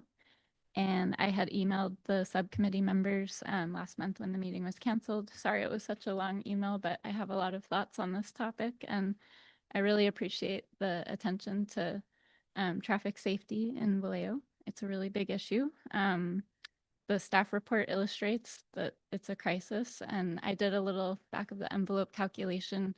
The per capita rate is twice as high here as in San Francisco, where it makes headlines all the time. So it's a big issue. I just wanted to kind of reiterate a few points from my email for the benefit of those who didn't get it. First, as Councilmember Leju already pointed out earlier, enforcement goes beyond just VPD. There are other agencies within the city who can enforce traffic safety related issues. So code enforcement can enforce parking violations that create safety issues for people trying to cross the street. If someone's parked on top of the crosswalk, it's impossible. If someone's parked on top of the sidewalk, it's impossible. So it would be great if code enforcement could get on that. And then Public Works has a role in enforcing red light violations. There are a lot of red light violations in the city, and it would be great to have some red light cameras and have that enforced through Public Works. The second point I wanted to make, an earlier commenter already spoke to this, is that the physical environment has a huge impact on people speeding and driving recklessly. And there are a lot of physical improvements that could be made to Vallejo's roadways to make them safer. So lighting, but also road diets, speed humps, bump outs, better crosswalks, etc. And I know Caltrans has a big improvement project on Sonoma Boulevard, but I did want to, since you're here, kind of point out and ask, how can we improve the way that construction projects are managed so that there are still safe routes for pedestrians during construction? So that project might result in a really safe improvement and a safe Sonoma Boulevard once it's done, but currently there are really unsafe conditions at a lot of the crossings where there are not alternative routes for people to cross the street. So I think that's all I had to say, and thank you for your time.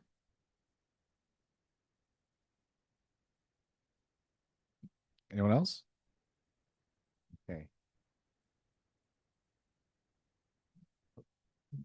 Okay, so my plan tonight was we had already talked about the crisis of traffic fatality accidents in our city. We provided statistical data at the last subcommittee.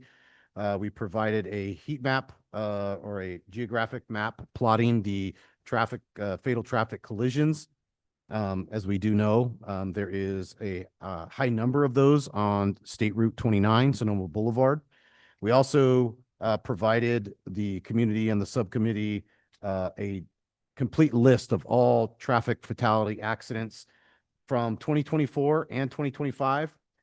We provided the case number. We provided the vehicle accident type. It was either vehicle pedestrian, vehicle, or vehicle object. We provided the location, the date, the police beat in which it occurred, and some other additional information about the accident. So I'm not going to rehash that information. I think we're well established that this is a problem that needs further discussion. And as I discussed with the chair before the meeting, my goal tonight was to bring the players to the table, bring the stakeholders, and facilitate a conversation. I know that from some past meetings with Caltrans, There is some things that they can talk about and may want to present. We brought our Public Works Traffic Engineering Department. I brought our traffic division of our Police Department Traffic Division Lieutenant. We have a representative from the highest ranking member of the Solano area, CHP. So again, just trying to bring the people to the table, and through the chair, just like to figure out how you'd like to facilitate the conversation. Sure, absolutely. So I think maybe we could just start with Snow Boulevard, which is, obviously a major thoroughfare. And obviously, when you look at the map, there's a lot of vehicle against pedestrian accidents. And I personally have been in a vehicle against vehicle accident. My truck got totaled in Valle Vista and Snow Boulevard. So it's been a problem for a while. So I'd like to just Through the chair, maybe some introductions. That Yeah, might yeah. spark it off, so then we know who's in the room. I didn't think of that myself, but who's in the room, who you with, and what you may be able to provide for tonight, and then maybe the discussion goes through you. I appreciate that. So let me kind of do some introductions. From Public Works, we have the traffic engineer, Tony Chu. Would you like to say a little bit? Yes, Tony Chu, city traffic engineer, also posing as a transportation superintendent, but Public Works Traffic Engineering Division. So as Avery mentioned earlier, the doing street improvements, road diets, that's me with Public Works. I'll handle that with bulb outs. Red light cameras, we'll have to discuss obviously with PD, because that's a whole nother ballgame with enforcement and citations. Thank you. Great. And we have Mr. Bartney from Caltrans. Yeah, can you hear me? There we go. Yeah, so I'm Bartney. I'm the Office Chief of Public Affairs for the 9 Bay Area counties. I'm here tonight to discuss some of the numbers that we jointly put together with VPD on fatalities and other collisions that have happened on Sonoma Boulevard. But I also want to say that coming here is a real privilege for me. My father worked for the city of Vallejo for 40 years. My grandfather was VPD, and in the 70s, this was a children's library, and I read Where the Wild Things Are in that corner. So I like to share that because I've got some grim statistics that I'm going to be sharing today that are no fun to report. But when you grew up in this community and you get a chance to come back and share a solution-based mindset, it feels really, really good. So even though we're going to go through some tough numbers, I think we've got some good things to report on. Great, thank you. And officer, I never got your name, please. No problem. Captain Joshua Tiffey from the CHP at the Solano office. Thank you so much. So just maybe just to start off as a jumping point, Miss Livingood, she brought up a question about what we could do now. I know that there's a complete streets project that's not forthcoming. It's undergoing right now. We're in the works. I just want to dispel any rumors that we're not doing anything or you guys are not doing anything. But there's a complete streets project that's underway. But what can we do to address this obvious problem with vehicles against pedestrian accidents? I mean, is there any kind of, from your perspective, just temporary infrastructure that we can install to make it just a little bit safer in the meantime? Well, I think to answer that, you got to know also what's coming and how fast it's coming. There are a couple of very large projects happening in the city of Vallejo right now. One, this 29 project, that's a Caltrans project, but there's also the Solano Transportation Authority is leading the implementation of a new diverging diamond interchange at Fairgrounds Drive, which is going to be a real game changer for the area and kind of intersects right with right off the path of 29. So those are big improvements that are coming. This project on 29 that was kicked off in September of last year is going to wrap up September this year. So it's a 1-year implementation. It's a paving project that's over 6 miles long and ultimately cost $31.5 million, of which Vallejo contributed $126,000. That was critical because that $126,000 is where we really got the impetus for doing the complete streets portions of what the project's going to be. The project's fairly complex, so I can answer individual questions on it.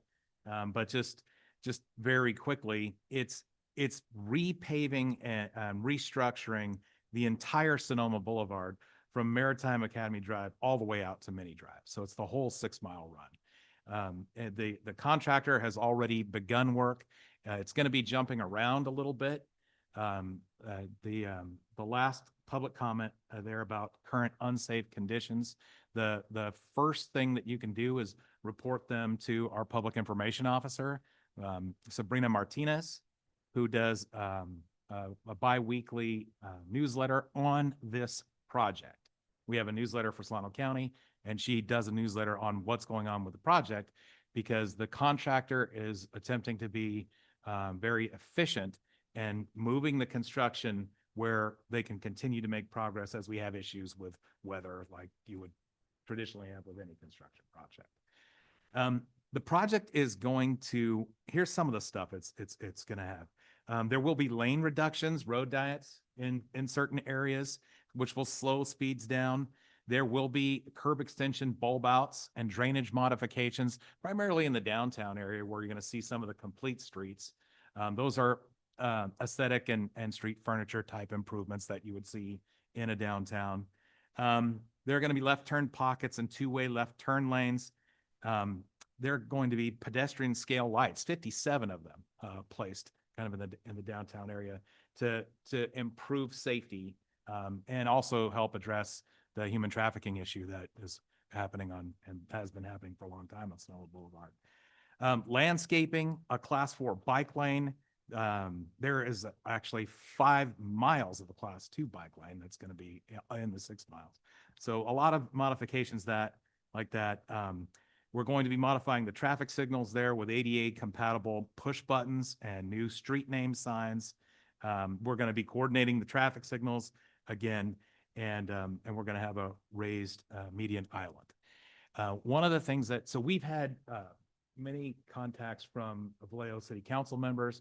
The most I was going to say the most recent one was you, Councilmember Ladiju, but you called me the other day. So Paul Morris, I think it's the most recent one. Yeah. Well, and it was a thorough communication to the state about the concerns the city has on what's happening there. And yeah, we can decide whether we want to go through the numbers or not. But with I think when we actually sat down with VPD and kind of went over our data and their data, it came up to 14 fatalities. So the good news is that we did that right after we received your communication. We sat down with VPD, the Public Works Department, Solano Transportation Authority, and our team to kind of take a look at what's going on. Now, obviously, this is a complex project that is being put in place now. Like, we're spending the $31 million as we go. We did, just before we started construction, another Councilmember Gordon, was very passionate, and we actually went on a site walk with Councilmember Gordon and took a look at some of her concerns about speeding coming right off where the Carquinez Bridge is down the Maritime Way. And we were able to, at that point, incorporate some improvements for safety. So we'll be able to harden some of the medians in that area too. So those are some of the things that are definitely already coming. We're in the design. There's an improvement based on actually walking the site with a council member. And also in the short term, our maintenance department, because the pavement is very rough out there in different locations, even though we're replacing the whole structural section of the road, we are sending our maintenance team out there to do pothole patching as we encounter problems because of the rain. As you know, when it rains, potholes get worse. And if we continue to let them go, then you have potential safety issues. So those are some of the things that we're doing. TC Knight, and thank you for that. Between Tennessee Street and Redwood Parkway, for those accidents, those fatal collisions, do you happen to know of how many of them were on an intersection versus it was, say, a pedestrian or bicyclist that was on the side of the road? Yeah, he didn't get a chance to introduce himself, but we already met him throughout the evening. Lieutenant Huff, my traffic division lieutenant, Him and his staff have had the unfortunate occasion to investigate all of these collisions on this list. So I'll defer over to you, Lieutenant Huff, and maybe introduce yourself and then maybe answer some of the questions. Certainly. I'm Jeremy Huff. I'm with the Vallejo Police Department's Traffic Division, which is currently comprised of 6 full-time officers or 6 full-time employees, 2 officers, a sergeant, myself, and a police clerk who works in the office and a police assistant who works in the field. Some of the things that we work and do on a daily basis is collision investigation, review, and routing. Traffic enforcement, typically on a motorcycle.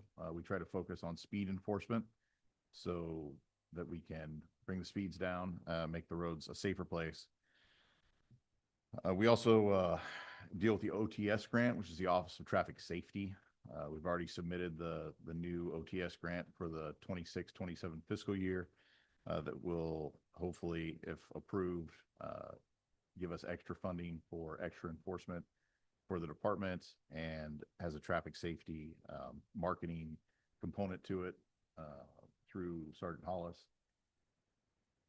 We also deal with parking sites, hearings, processing, vehicle tow hearings, and the trailers, both the LVT surveillance trailers and the radar trailers that you see around the area to try to get traffic to slow down.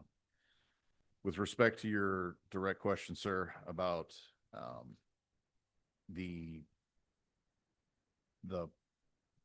I believe it was pedestrians and bicyclists, whether they were in the roadway versus. Sorry. So those collisions between Tennessee and Redwood Street, or so Redwood Parkway on Sonoma Boulevard, how many of them were, when it comes to pedestrians, how many of them were a pedestrian crossing the street versus they were hit, they were like on the side of the road, either walking or they were on a bicycle or something? I can only think of one where in the last 2 years and 2 months where the pedestrian was not in the roadway. And that would have been our most recent one actually at Sonoma and Redwood, where the victim was on the sidewalk. Okay, that helps me. And so, Mr. Ney, please refresh my memory. So between Tennessee and Redwood Parkway, is that going to be a class 4 bike lane? And for everyone's information, class 4 is the one where there's some sort of hard infrastructure separating the bicyclists from the vehicles. So is that going to be class 4? Give me a second. Okay. And the reason I'm asking this is if it's already going to be a class 4 anyway, I would be, I think it would be a good idea to, in order to prevent more of these fatalities, is to lay down some K-rail, Jersey barrier, whatever you call it these days, along there, and just have that be a temporary solution until the road diet complete street catches up with that. Clearly, it's right now it's not safe. I think we could do something right now if it's already going to be slated to be a class 4 bike lane anyway. But I'll let you. Yeah, so the bike class 2 goes all the way through. I'm looking for the area where the class 4 is, but it's definitely going to be designated bike lane. Okay, but you don't know where it starts to become class 4. These drawings are difficult to read.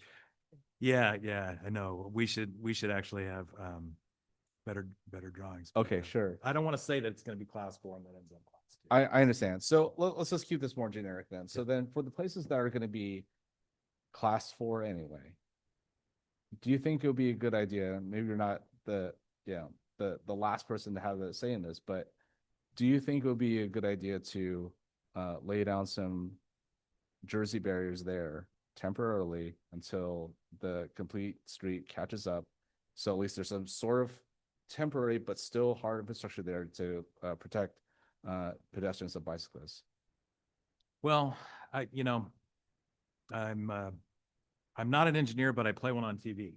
And what we would probably prefer is to not put additional structure right in the middle of a construction project where we know we're going to be kind of tearing the street up. If there's a specific safety concern related to this where we can look at it, we can ask the contractor to see if that's going to make sense. But I think we'd have to have our engineers review it. Yeah, and Tony, maybe, I know this is not technically your area, but like maybe you have some insight on this? Sure. Probably more impact would be coordinated with the actual incidents that happened. Like Lieutenant Huff would know better, as we discussed, time of day, right? If it's at night and they're crossing mid-block, it doesn't make sense to put, because if they're going to cross, they're going to cross no matter what. You know, from point A to point B, they're just going to jump the Jersey barrier and get point A to point B, and not cool legitimately within the crosswalk, right? So that's my experience. So you throw it up, you could throw anything up. It doesn't. It's not going to be enforceable, and they're not going to obey it. Typically, you're not going to be able to enforce it the whole time duration.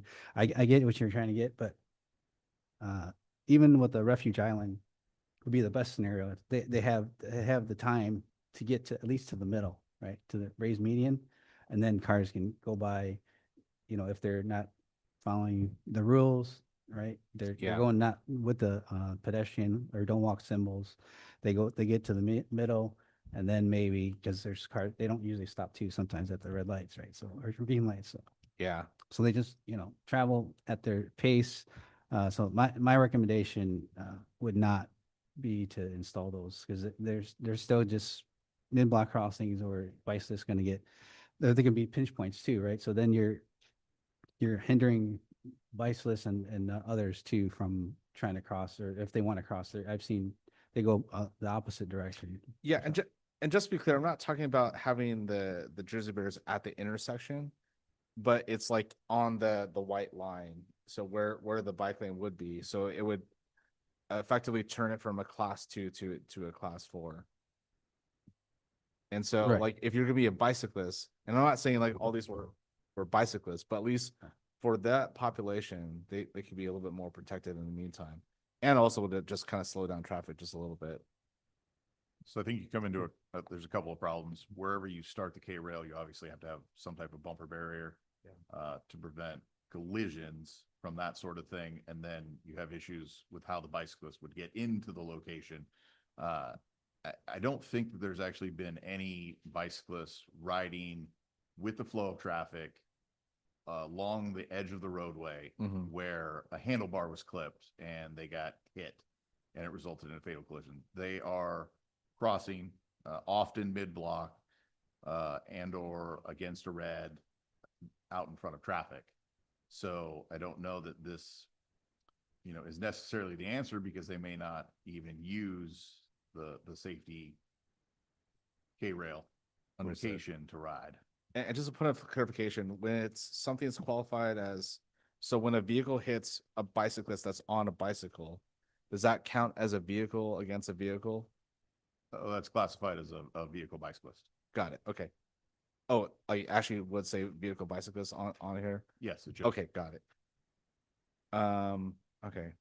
Things to think about, but I want to be. There's another thing to consider, and that is we're just coming out of the winter months. We're kind of still in it, and this project has just begun.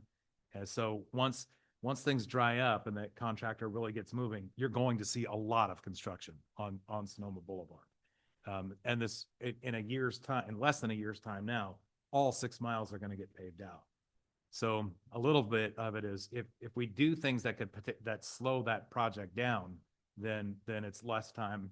It's a longer time to get the full solution into play. The other thing that I kind of want to take a little bit further is if you see an issue and you contact the public information officer, she's going to be able to talk directly with our engineers and the contractor and potentially make change on the construction site if there is an issue. That's probably our most direct way to affect change in real time. Yeah. Councilmember Ledger? So to your point, as our community member spoke about just some of the conditions when construction is going on, and yes, we're trying to get done in a year, and and be efficient and effective. And the suggestion of having to reach out. But what I would like to know from a internal control perspective and site control perspective, I would expect that there are numerous drive-throughs, walk-throughs, whatever it requires by Caltrans project managers or whomever are designated to do that work, that there really is some type of site control that is occurring. Because first of all, whoever's doing the construction work, they have a responsibility around site control. And I know it can get messy sometimes and whatever the case may be. But at the same time, Caltrans is the project manager. And how often are staff from Caltrans coming out and really looking for site control and those things that could potentially be hazardous to community versus putting the onus on community to, I need to contact the PIO, do this, do that. And there's nothing wrong with community doing that, but that should not be our first answer is, what are the internal controls embedded in the process that really help us as a community reasonably ensure, right, that we have really strong site control procedures. Yeah, totally agreed. And our PIO isn't the first line. I just wanted to empower the community members to know that your voice will be heard if you contact us. But the individual that's here on a daily basis is the resident engineer. So we have a resident engineer assigned to the project. We have a construction manager assigned to the project, and we have staff engineers that are assigned to the project that do the daily drive-throughs and what the contractor is actually doing. Even with that, occasionally situations come up on a construction site. And so reporting them is the most effective way to get a quick result. I just wanted to bring that forward because I know there has to be individuals who have those roles as it relates. Microphone, please. Thank you. I just wanted to bring that forward because I do want community to understand in the work, there are individuals who are responsible for site control along with the contractor, the project manager, the engineers. And yes, coming to a PIO is one way, but we reasonably should expect that this work is occurring on a daily basis. And it is. Councilmember Matias. Thank you, council member. So I just have two questions. I'm not well versed in any of the we call legalese, but trafficese. So I'm gonna make a new term today. But here's what I know. Anytime I'm driving at night on the highway and there's some construction project that Caltrans is pursuing, you've got these like really high beams that you guys have on. One, so that workers can do the work. And then two, as some sort of deterrent, I'm assuming for anyone that's just driving by. So my question to you is, you've got this project going on for the next 2.5, 3 years. We have a lighting problem on Sonoma Boulevard. Most of these fatalities, unless you guys correct me, they're happening at night. And so are you able to just deploy these like construction light beams at night and just make sure they're on until you finish the project? Is that a request you can make through your office so that we can improve lighting and we can just cage it as part of the construction project you've got going on? Okay, let me see if I understand the question. But first, I want to say that all of our projects go through our standard specs and provisions for how we execute a construction project anywhere in the state. So our designers basically use those as they design the project to get all the way out to construction. We're supposed to adhere to them. And on any freeway, whether it be a freeway like this that's through a community or out there in the boondocks, when we're doing construction, lighting design is supposed to be safety first. Like it is to keep the workers safe and to not potentially affect the traffic that's actually going through it. So that's the focus that Caltrans has on lighting. If your question is, can we deploy more of that lighting in the construction area to potentially? Yeah, because right now, if I drive down Sonoma Boulevard, I mean, it's like pitch black. And you guys, according to Caltrans, that's an active construction project for the next 3 years. So if it were me, even if you don't have the crews right now doing anything, that whole strip should have lighting in the median area. And it should have construction level lighting signaling to folks that it is an active construction zone. So if it has that been accounted for, and if it hasn't been accounted for, is that something that you guys can commit to doing through the duration of the project? Well, I think it, per our standard specs, we wouldn't probably put construction lighting for 6 miles. If we're just working on like one particular mile, would probably be where the work is, because the lighting again is like, it's for safety for the workers and the drivers around that particular area. But if you're saying, is there a way to add additional lighting, like for the duration of the project? Um, I don't think so. We could look into it, but it would go against the standard specifications. It would be an additional cost of the project, which is a little bit tight. And I'm not sure how much of a benefit it would actually provide, being that the lighting is designed particularly for work, not necessarily for the public traveling through. Yeah, I mean, I would just have you guys think about that because, for every measure we're not taking because it's an active project, like we're at the risk of losing lives. And so, if there is some flexibility to deploy that, I think that would help. And then the second question I have is to CHP. So, just for my own edification, because I don't know, for state roads, like what does a traditional level of enforcement look like for your agency? Like how often are you guys kind of driving up and down that road? I mean, I'm not Sonoma, just anyone in general. What are sort of the guidelines around how often you're doing active enforcement? Yeah, absolutely. There's not a one size fits all answer to that question. First, I'll start off with, just because it's a state route doesn't mean we patrol it at all. I'll start off with that, especially if it's within city limits. It usually has to be a freeway or an expressway classification, which is one of the things that makes 29 kind of a little bit unusual in that respect, because it doesn't fit either of those classifications.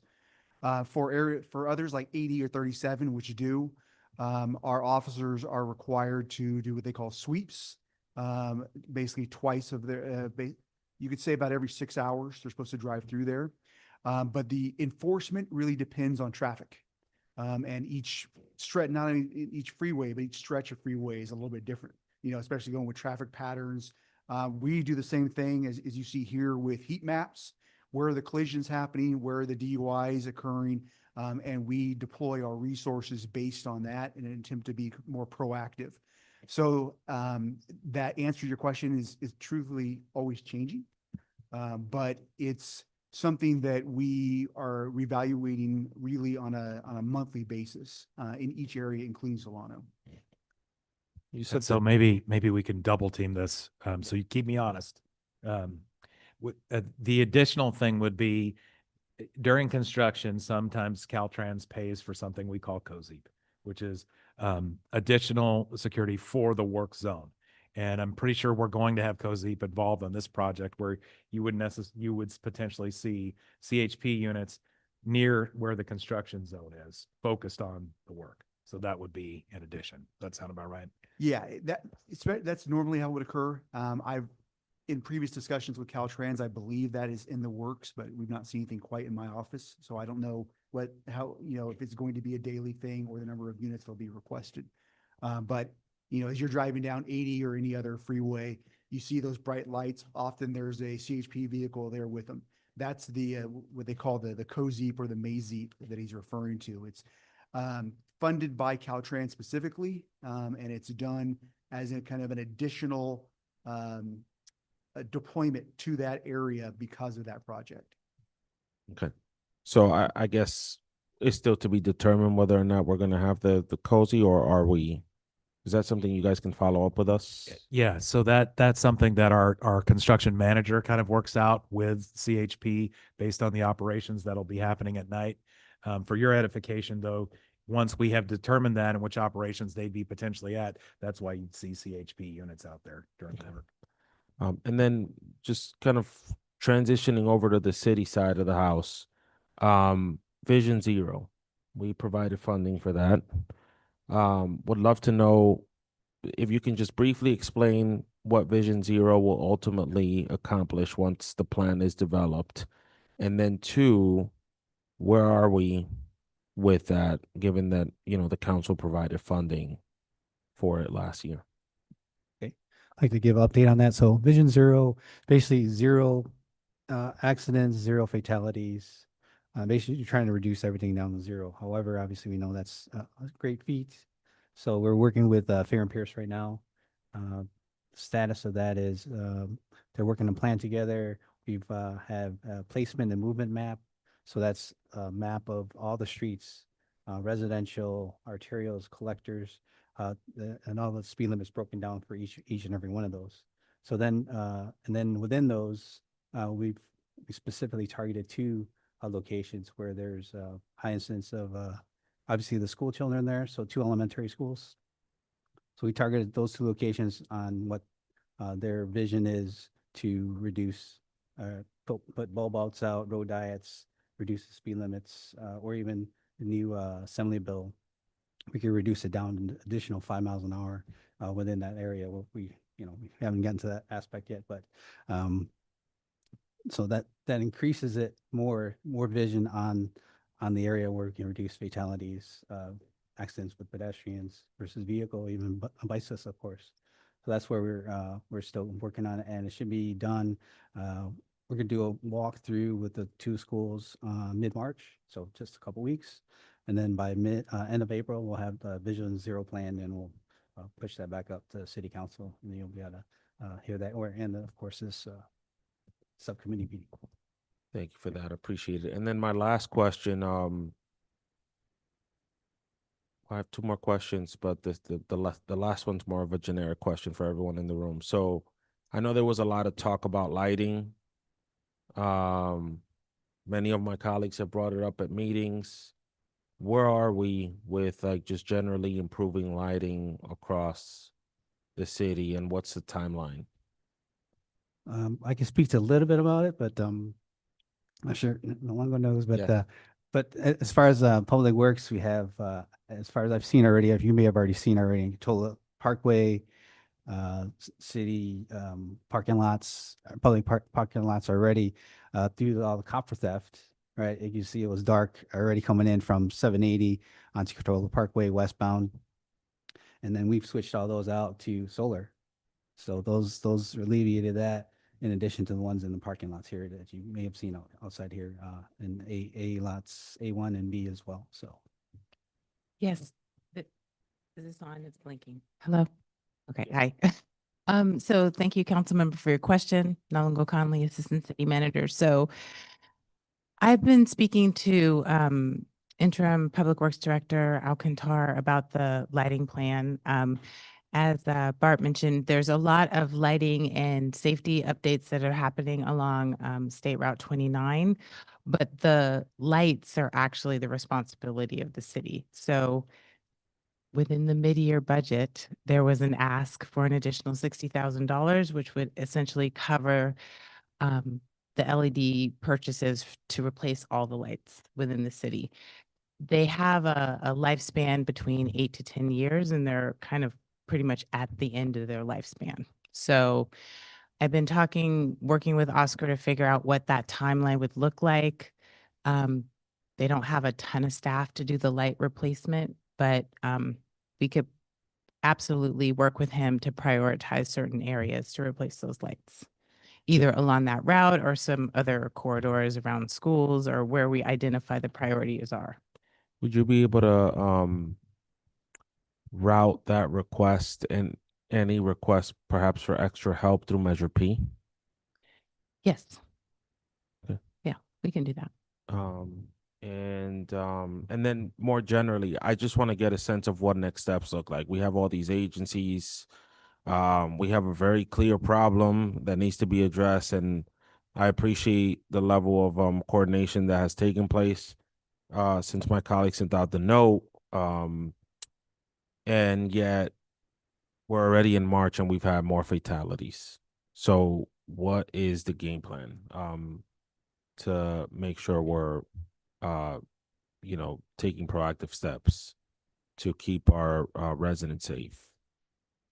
God, I don't know why I'm jumping up first for this answer, but I just wanted to start and at least say, as I've dug a little bit deeper into this issue, I think I've mentioned this before, but there was a lot more internal coordination than I had realized at my level. And I think that there is some, and I'm probably going to pass it to Tony and Lieutenant Huff here in a second. There is a standing coordination meeting that occurs pretty regularly that I was pleased to hear about. I think that there's a possibility of building that out somewhat with whether it be additional federal partners, Caltrans on occasion as needed, and having there be some kind of a build out from that coordination meeting.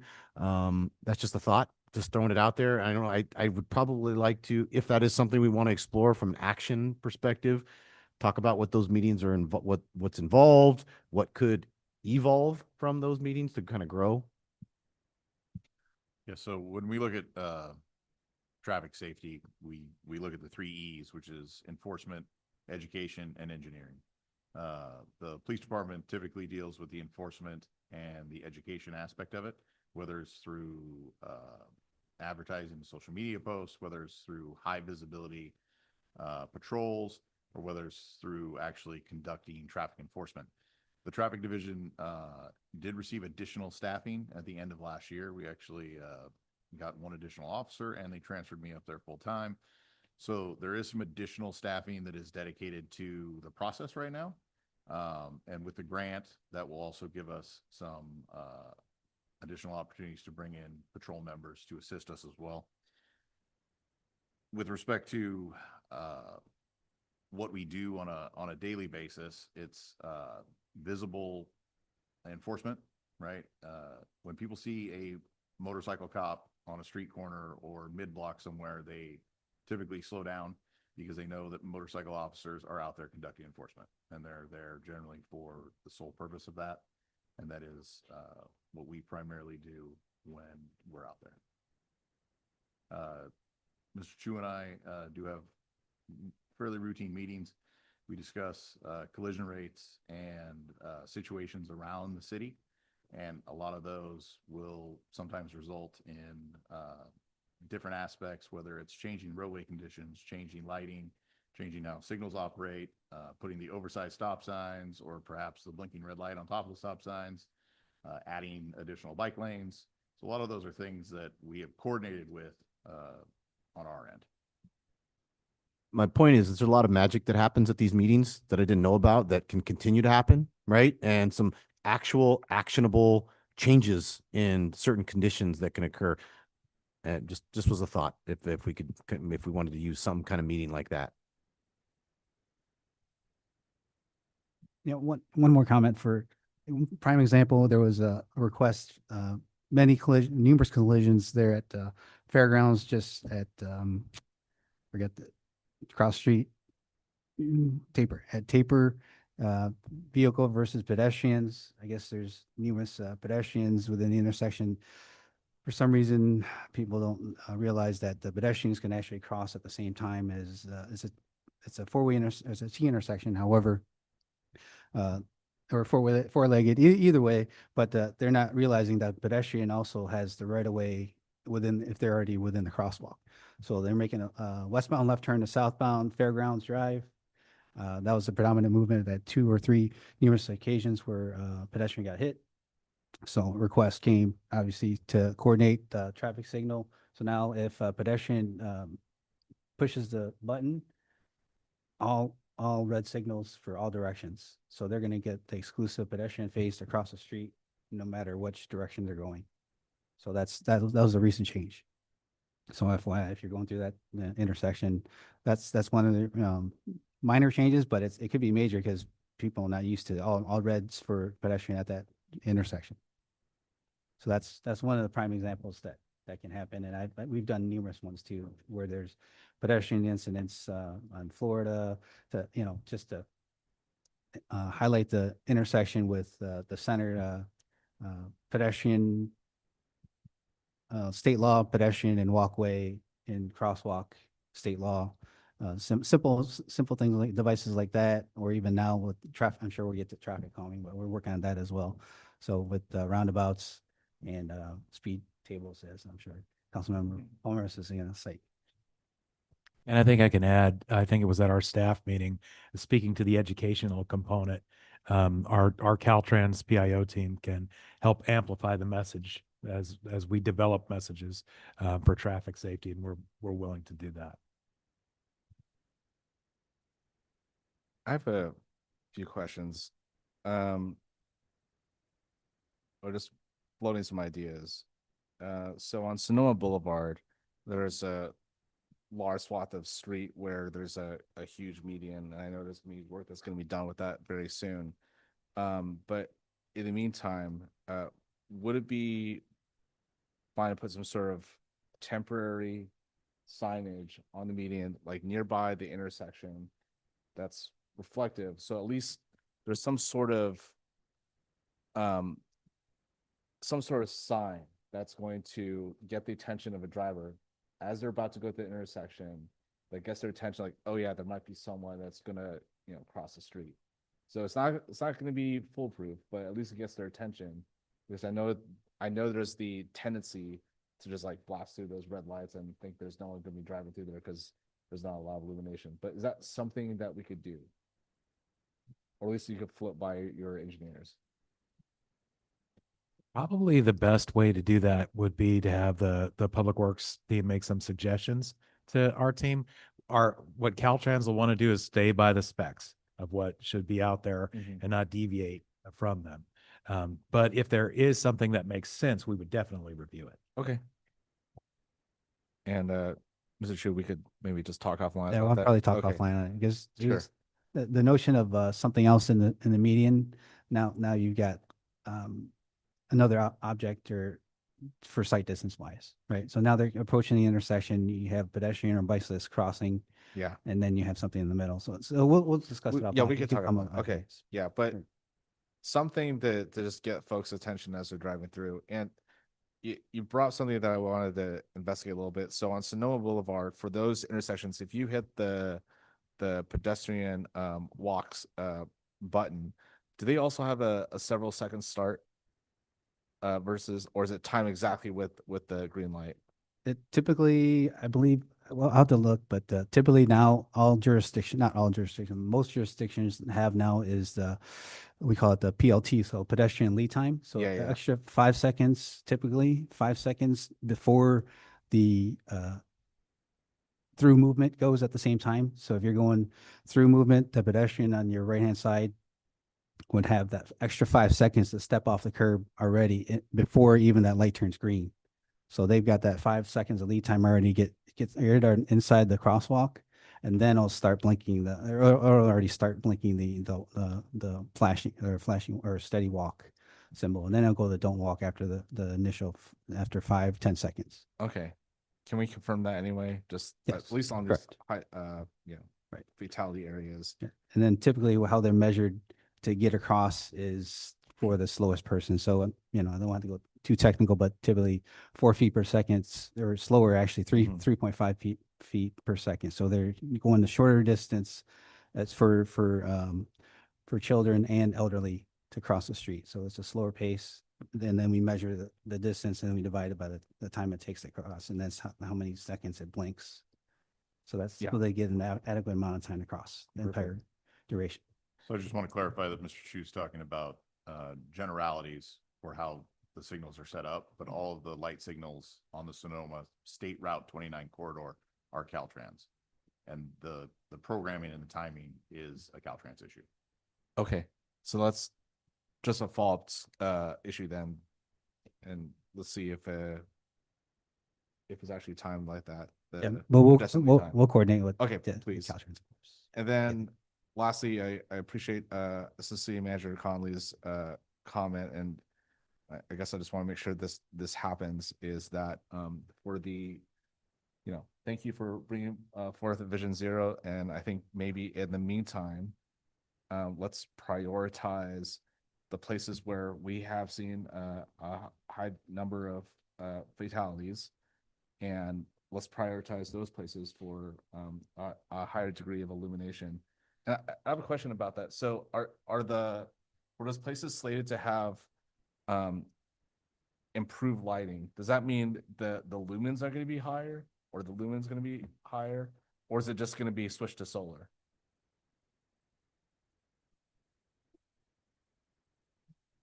Is that okay? So as you may have observed, they actually replaced some of the lights out in front of City Hall. Mm-hmm. And it's a lot brighter. It's okay. just the replacement of the lights because they're pretty much at their end of life Okay. term right now. So they're pretty dark. So they're actually quite bright when they're newly installed. So And all these are going to be solar? yes. Okay. And is that the intent for all the replacements, that they're going to be solar? Because just one thing I was just thinking about was the maintenance boxes for the existing light poles. I mean, could we possibly put that at a higher height, so not just anyone could randomly break in there and steal the copper? We can talk about it. I'm not Okay. sure that that's something. I just heard I heard anecdotally that's a solution. I don't believe there's a actual maintenance box for solar though. Yeah. right? I'm saying for the non-solar one. Oh, non-solar one. Yeah. It's just an idea I heard, and I don't know if this is actually true, but if it was a higher height, and I talked about this with your neighbor, that if it's something that the maintenance crew can only get to and not just any random person, then we're kind of deterring any copper thieves. So there's maybe something to think about that we can accomplish until the full completion of Vision Zero. I hope that makes sense. Yeah, we can check into the inventory of the non-solar lights and see which ones have been vandalized and then figure out a plan. Okay, perfect. All right, I want to get us to an action that we could agree on. So through the chair, we do have a member of the public online that would like to speak on this. I appreciate that, Manny. Thank you so much. Please go ahead. Carol Hepp, please unmute yourself. You have the floor. Hi, good evening. I have several recommendations and a comment. The traffic collision data. One thing I felt was missing was traffic collisions that involved a VPD. I think we need a breakout category so that we can see. I mean, this is the Public Safety Committee, so of the council. So I think that this is very important, that there's a breakout section under maybe the first section be the one you have, and then bottom section regarding VPD traffic collisions, and then you can provide the same information. That way, as a public safety committee, we can keep our eye on the situation, because the Vallejo PDs, we've had some problems with traffic collisions and our vehicles and the costs and all that associated with that. So I think it's really important that we document that. And then, earlier you were talking about the cars that are towed, confiscated, whatever, and held for, and it seems to me that the department has let that get away, and they're not monitoring and controlling a document. So I think that you said that Lieutenant Huff is in charge of that. And maybe if Lieutenant Huff could get signed a cadet or a volunteer that could put together a spreadsheet with each car, the length it's been there, why it's been there, what's happening with it. That way there's money to be made, money to be lost. That way this committee can document. I think that's important. We need to know what's going on there, and clearly we don't. And then one of the speakers talked about the DV training. And And I think that is really extremely important for our officers to get DV training. And since we already have agencies that we could cooperate with, let's hook up with those. And then one last thing. Um, you said there was a sign, a sex worker sign that's been put up along Sonoma Boulevard or a couple streets. Could you tell us what that sign says, please? Thank you.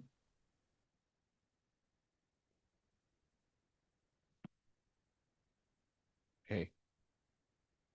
Manny, are there any other speakers? Thank you, Chair. No other speakers at this time. Great. I want to address that last question at the end of this and kind of get us to an action. So here's what I have so far, and please feel free to add or augment what I'm talking about right now. So, one, prioritize the lighting for these hotspots.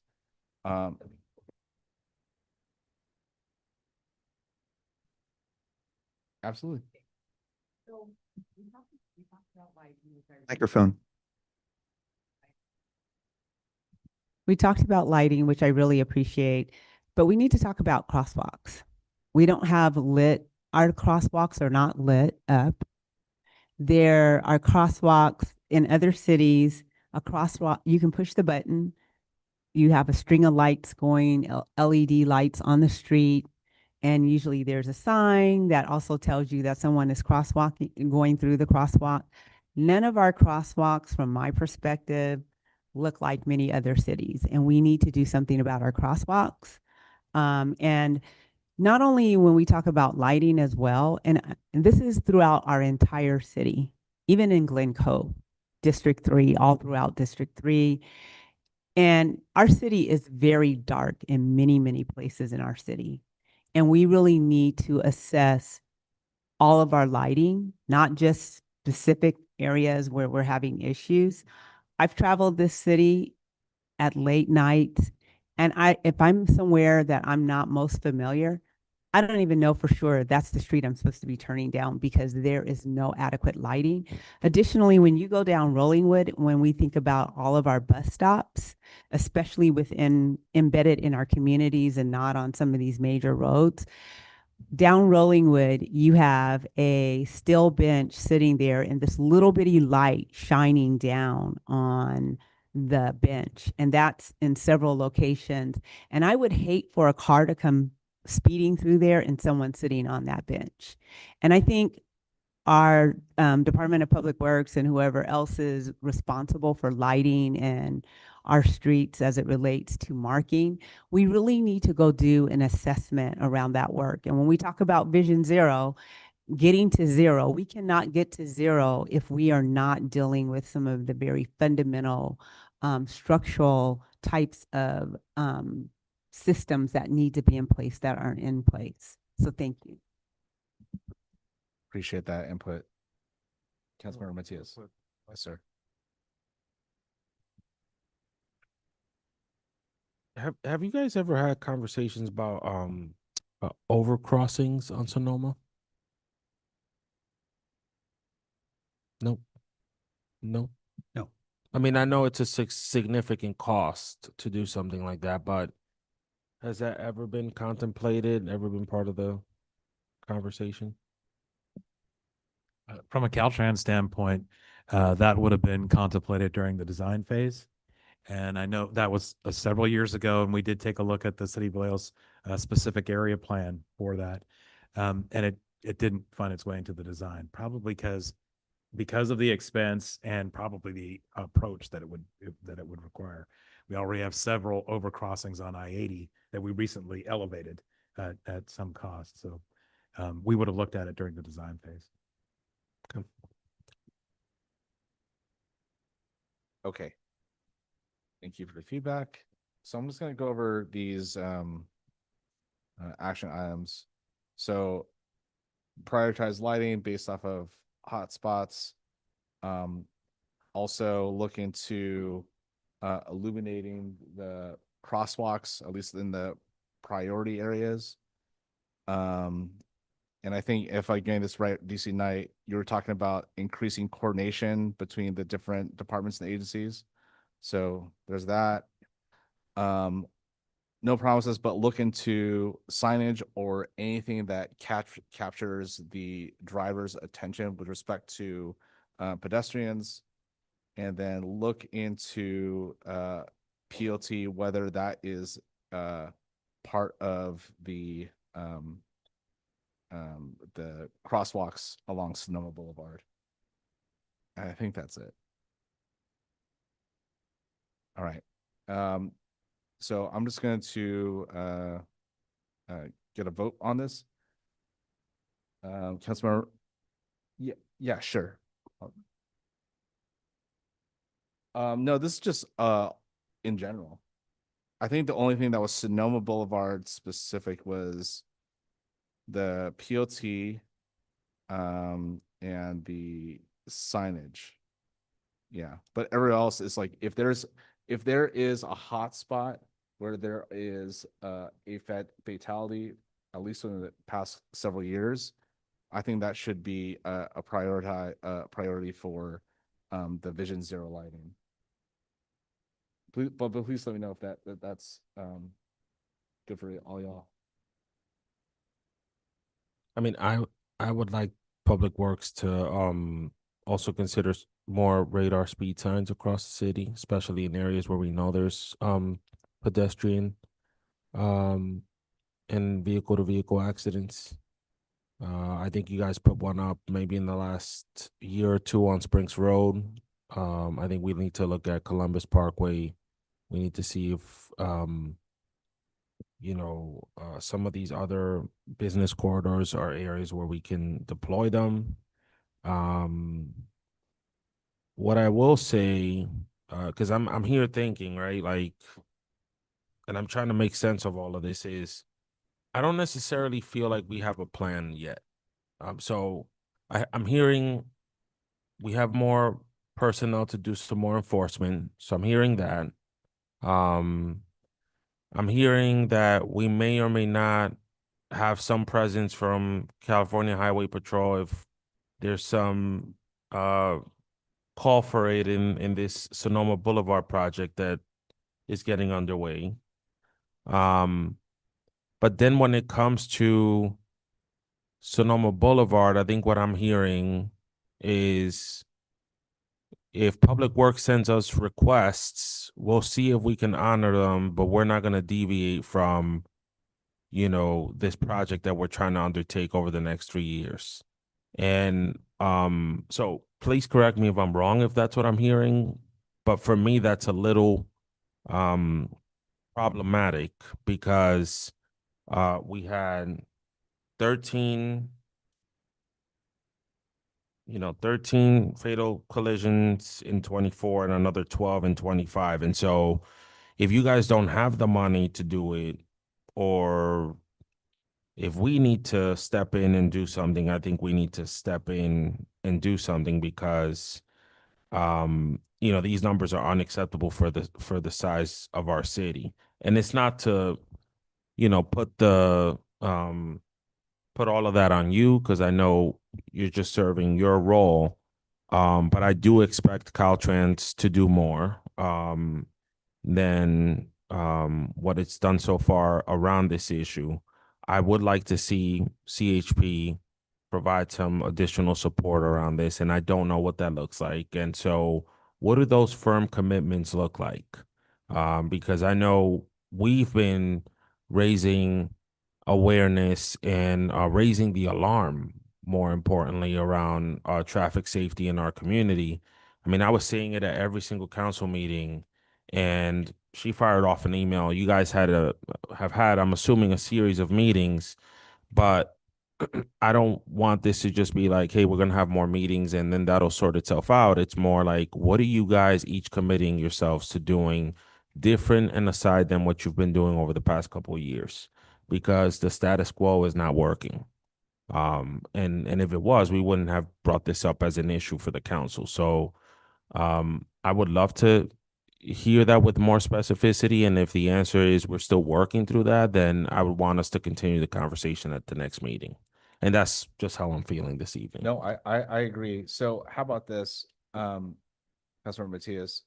So just to hold everyone accountable, how about we have this topic come back again, right? So we're I'm ready to go now. Huh? Like, I'm ready to go now. I don't know why I'm jumping out in front of this, but I would like to get some clarity around what Caltrans is doing. Yeah. So with this particular project, we're super proud of it. This is something that we joined in with the city of Vallejo. It was a number of years ago. Solano Transportation Authority got involved with it. We took a paving project and turned it into a complete streets project that's really going to improve this area and address the very issues you guys are talking about tonight. We just need to build it. It's not going to take 3 years. It's going to take less than a year. And so we're just getting going on it right now. We've just come through the rainy season. As soon as we start getting better weather, you're going to see that contractor out there working regularly. I thank you for bringing up our process. Resident engineers will be on this site daily to make sure that we don't have issues with construction. If we do have issues with construction, they'll be dealt with immediately. And you've got the community has our public information officer, Sabrina Martinez, who's like a dog, man. She is on top of these things. She has a newsletter for this project that's coming out bi-weekly. And at the end of this thing, I want a parade. We should have a parade right down this thing 6 miles long, because this is, hey, we're going to just put our street sweepers out there. You guys can. But really, honestly, here's the challenge with public works projects like this, right? This thing got designed, 3-4 years ago, and there's turnover. And a lot of the people that put blood, sweat, and tears into addressing these issues as they were designed, they're not here anymore for one reason or the other. And then a number of us have just like inherited the project, and we're doing the best to interpret what was done then. Fortunately, some of the folks in the Solano Transportation Authority saw the whole thing and kind of said, no, this is a great project. This is one of those examples where government did a damn good job. The city of Vallejo stepped in, STA stepped in, let's do more. You guys came up with $126,000 to put on top to open up the complete streets component of this. As it's being built, most of what we said tonight is going to be addressed. We just need to build it. That should be the priority, and safety along the way doing it. Absolutely. And I don't want to negate anything that's already been planned on happening. Like we're really looking forward to, I'm really looking forward to this. And so that is a long-term solution, and it's not even that far away. And all I'm saying, and I think all what we're saying is, what can we do better? And this isn't even just about Sonoma Boulevard. I hate that it's like it seems like we're being centered around that, but it's a problem, throughout Vallejo and in every district really. So we're just trying to find solutions. And when it comes to Sonoma Boulevard, it's what can we do now? What can we do better without slowing down the progress? So I just hope that doesn't get misinterpreted. So anyway, I'm just gonna go read back the action items and see if we all concur on them. So the priority lighting, looking to illuminated crosswalks, radar speed signs, increased coordination, look into any signage or anything to capture the attention of drivers, and look into POT on Sonoma Boulevard, and yeah, that is it. So I'm going to say this because I do agree with Councilmember Mateus, is that we also need to continue this conversation, because we do need to have, if there's something that needs to be done immediately, then do that immediate thing. But the reality is, this is not just it's not here, and here. It is a citywide issue. And I can tell you personally, going down Glencoe, at the bottom of our hill and at the intersection of South Regatta, I can't tell you how many times, and we have a park there and a school, how many times cars blow through there at high speed. And you know that for a fact. So the reality of what we're talking about, and but for the grace of God, no one has died going through that crosswalk. And we have tennis courts there where many mature adults play pickleball daily. So I don't want to be the identifier of hotspots, And I think it is something that collectively as a city team, that work needs to be done. That's really important because it's not just Glen Cove, it's not just on Sonoma Boulevard or over here, over here, over here. I don't live everywhere. There are lots of issues and problems as it relates to our safety and the marking of streets. And we really, you talk about Vision Zero, we need to have a comprehensive plan. If we're going to talk about Vision Zero, what is Vision Zero for the city of Vallejo? And how are we going to appropriately identify those spots? And that's really important to me holistically. I don't want to miss a spot. Just because we don't know it today doesn't mean it does not exist. And through the chair, I agree. And thus far with the subcommittee, we have been committing to not just scratch the surface of issues. So we've generally been taking issues in at least two different meetings. I would just ask that as the subcommittee, you give us clear direction, or at least me, that I can help facilitate who needs to be at the table, what they need to be able to present to ultimately at maybe a second meeting. I don't know if we'd need a third, to where there can be some kind of action that you guys recommend to city council or recommend to staff. That has been the structure thus far. And I don't disagree with trying to take a second, but I would just ask for clear guidance on who I need to tap in and have them do something. It sounds like it's kind of sounding a little public works heavy with some lighting stuff that's not necessarily in Tony's full wheelhouse as well. So do you want to say anything? Yeah, Councilmember Letters, we actually speaking with the vice president of Glen Cove Homeowners. So it's already been addressed through Glen Cove, Hidden Brook. Those have already been have traffic calming plans already underway, and so. Microphone, please. I understand that Glen Cove is a major arterial, so I have had a conversation. I know you're having conversations. So the question really is, what's being asked for? Is that really possible on that road? All the way through the Glen Cove Parkway. And so I don't know if that's true or not. And I thank you for the work that you're doing with our association, in particular Glen Cove.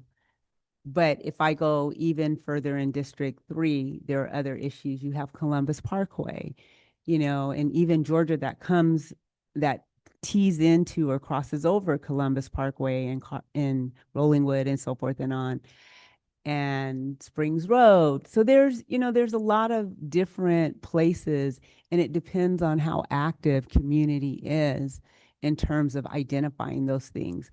And I don't want to, as a council member, I don't want to speak for every district. I don't know what's going on in every district, and I don't necessarily know what's going on every one of our streets. And so we need to have a systematic way in which we can engage this subject matter so that we can do justice to our entire community. I think that's really important, because if you go on Minnie Drive and you're in North Vallejo, South Vallejo, and I don't want to forget all these areas. So what is the plan so that our community, no community feels left behind and left out as the work is going? No different than when we're fixing streets.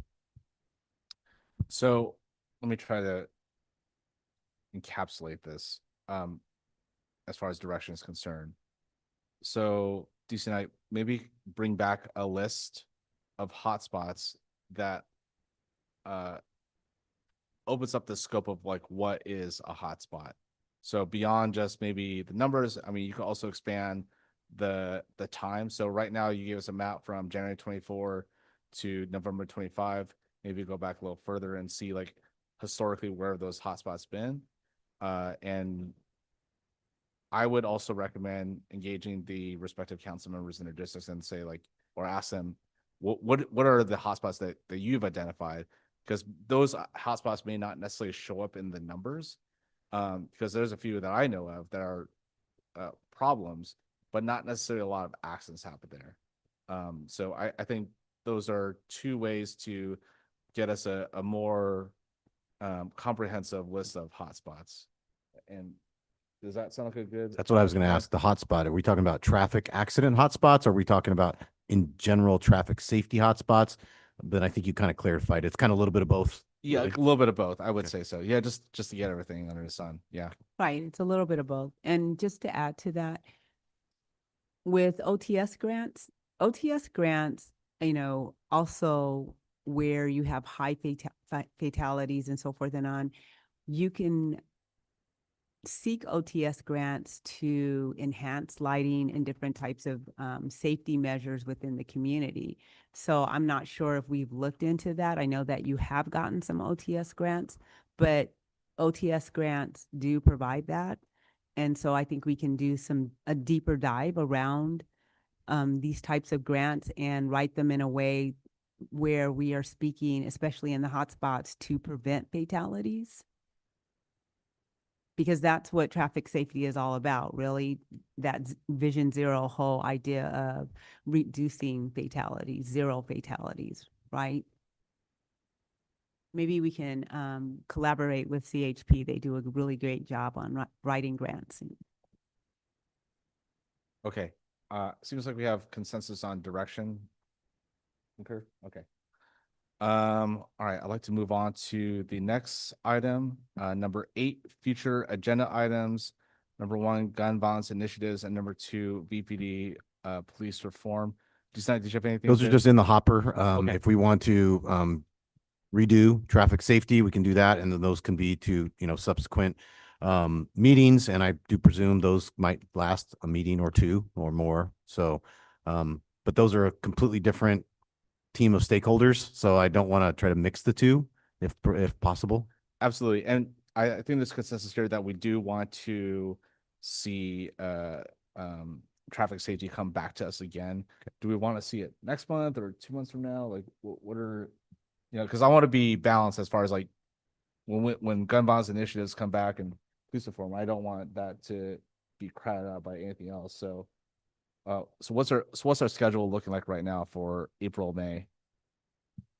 Right now we have gun violence initiative, traffic safety, and there's been an appetite for a police reform update, which we're still working with the city manager's office. It might be through the city council. So we're working with the ad hoc subcommittee on what the best community forum is for that.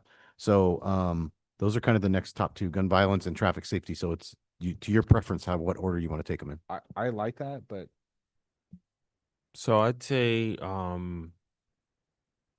maybe, and this is just, I'm going to throw some stuff out there. Traffic safety, we revisit in 2 months' time, be much warmer. Hopefully the construction will be underway.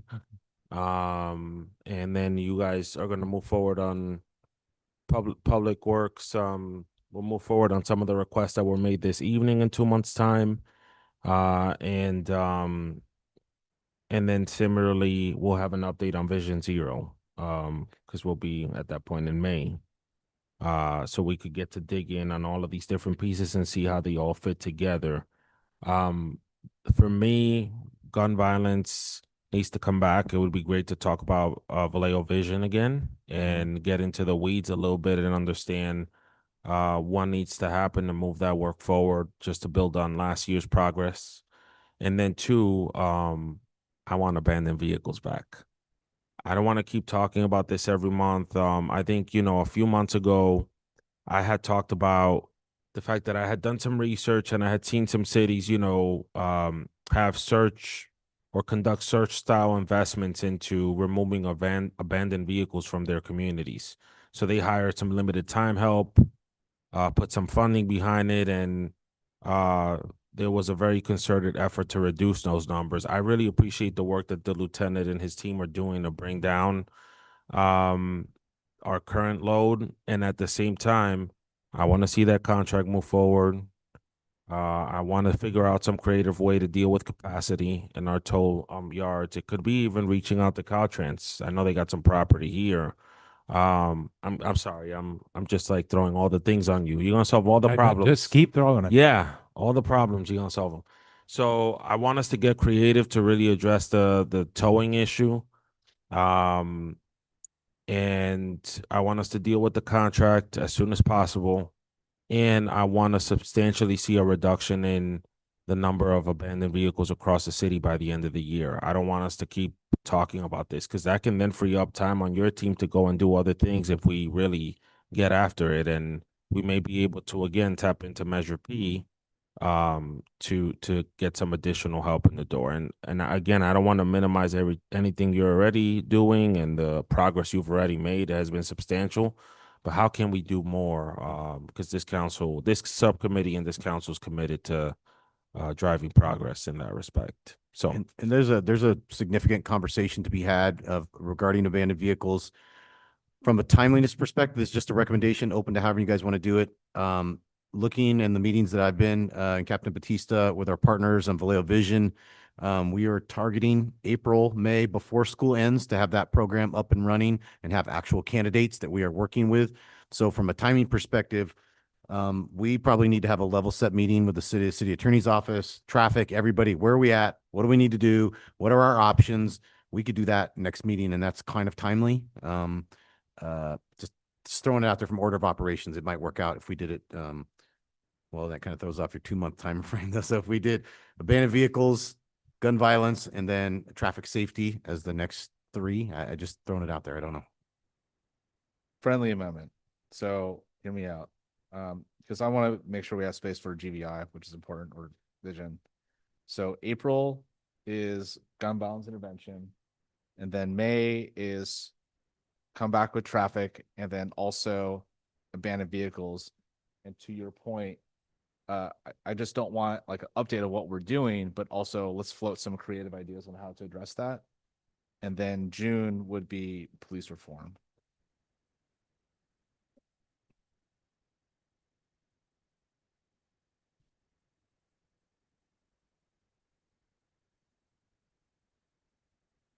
Okay. So does that work with y'all, or? So, we do have POAC. However, I think it's really important that while you may want to delay police reform, we need not to delay police reform. Because while I realize that you're trying to figure out if you're going to bring it to city council, I did talk to Chief Ta, but I really want to do a deep dive. I think it's really important about where are we in police reform. I want to know where are our sticking points in police reform, and what is it that we really need to do to move this process forward. It costs a lot of money for all the pieces and individuals, our companies involved in police reform. And I don't want to be doing this for the next 5 years, period. And I really want to look and see what are our processes and how do we get our processes unstuck so that we can move forward and stop paying a contractor to be the intermediary between the city and DOJ and on and on and on, all the different things that we have to do. So this is really important to me from how we are going to move forward in our policing model, how we are going to move forward as it relates to money that we're having to budget for this really costly consulting service that goes along with this work that we have agreed to do voluntarily. And so what is it that the police department needs from us as a council? And I don't think that we can really get to all of that in a council meeting. And I really want to unpack this. Here are all the reforms. Here's how many times we've submitted them, how many times they've come back to us, on and on and on. What else is going on? Why are we having a problem getting this through? So I would really like for us to do police reform sooner than later, as well as making sure I do believe that domestic violence remains as a continuing agenda item, that it's never removed until it's solved. Yeah, we'll keep that there. We're gonna progress with the initiative on that. I agree with you. It is an extremely important story to tell, and there needs to be a deep dive. I serve multiple boards, committees, and commissions now, so we have the ad hoc police reform subcommittee that we're working and talking with extensively about what that may look like. That's not to say we don't earmark something here, or maybe we could multi-purpose something of this meeting. That's the discussion we're having about possibly a workshop. The mayor's talking about possibly a workshop on reform. I don't know. There's lots of ideas being thrown out there. I just don't want to earmark a time here when you guys want to talk about something else, and then we plan something for another time on police reform. So yeah, I'm just trying to. Talking about it. I just, it's, however I need to move it, I'm going to move it. That's as simple as that. It's something that needs to be done. And there's a lot of reasons behind why we need to do it. It's very costly and it has major implications to our budget, to our city, to our community, and it's all equally important. And so we need to get some real understanding around this process. Okay, so I want us to figure out a schedule and let's see if this goes down better. So for April, GVI, police reform. May, traffic, abandoned vehicles. Does that work? Okay. How does work here? CVI and police reform. So for April, GVI and police reform. And then for May, we bring back traffic safety and abandoned vehicles. And what I would suggest is any materials you guys want to send ahead of time for us to review or to include in the packet, and then for us to sort of commit ourselves to how much time we're going to spend on each item. So we're not going like 7 hours. I think if we can just talk about that ahead of the meeting, you guys have questions, we can share them out with the team ahead of time. That can be helpful to manage both conversations in that one meeting. And can you bring us back a report on police reform? Because obviously it didn't get in. So I want to know, what are we really doing? And if I need to have other conversations to move us along, then I need to do that. Just what decision has been made? Where are we going to finally land in terms of having a deep dive? And if you don't know by the next time we meet, or the next time I meet with Chief Ta, then I will do the next step. Good. Okay, thank you. All right. Crystal, clear? All right. We're gonna move on to the next agenda item, which is adjournment. It is 9:10. We need to adjourn. Thank you.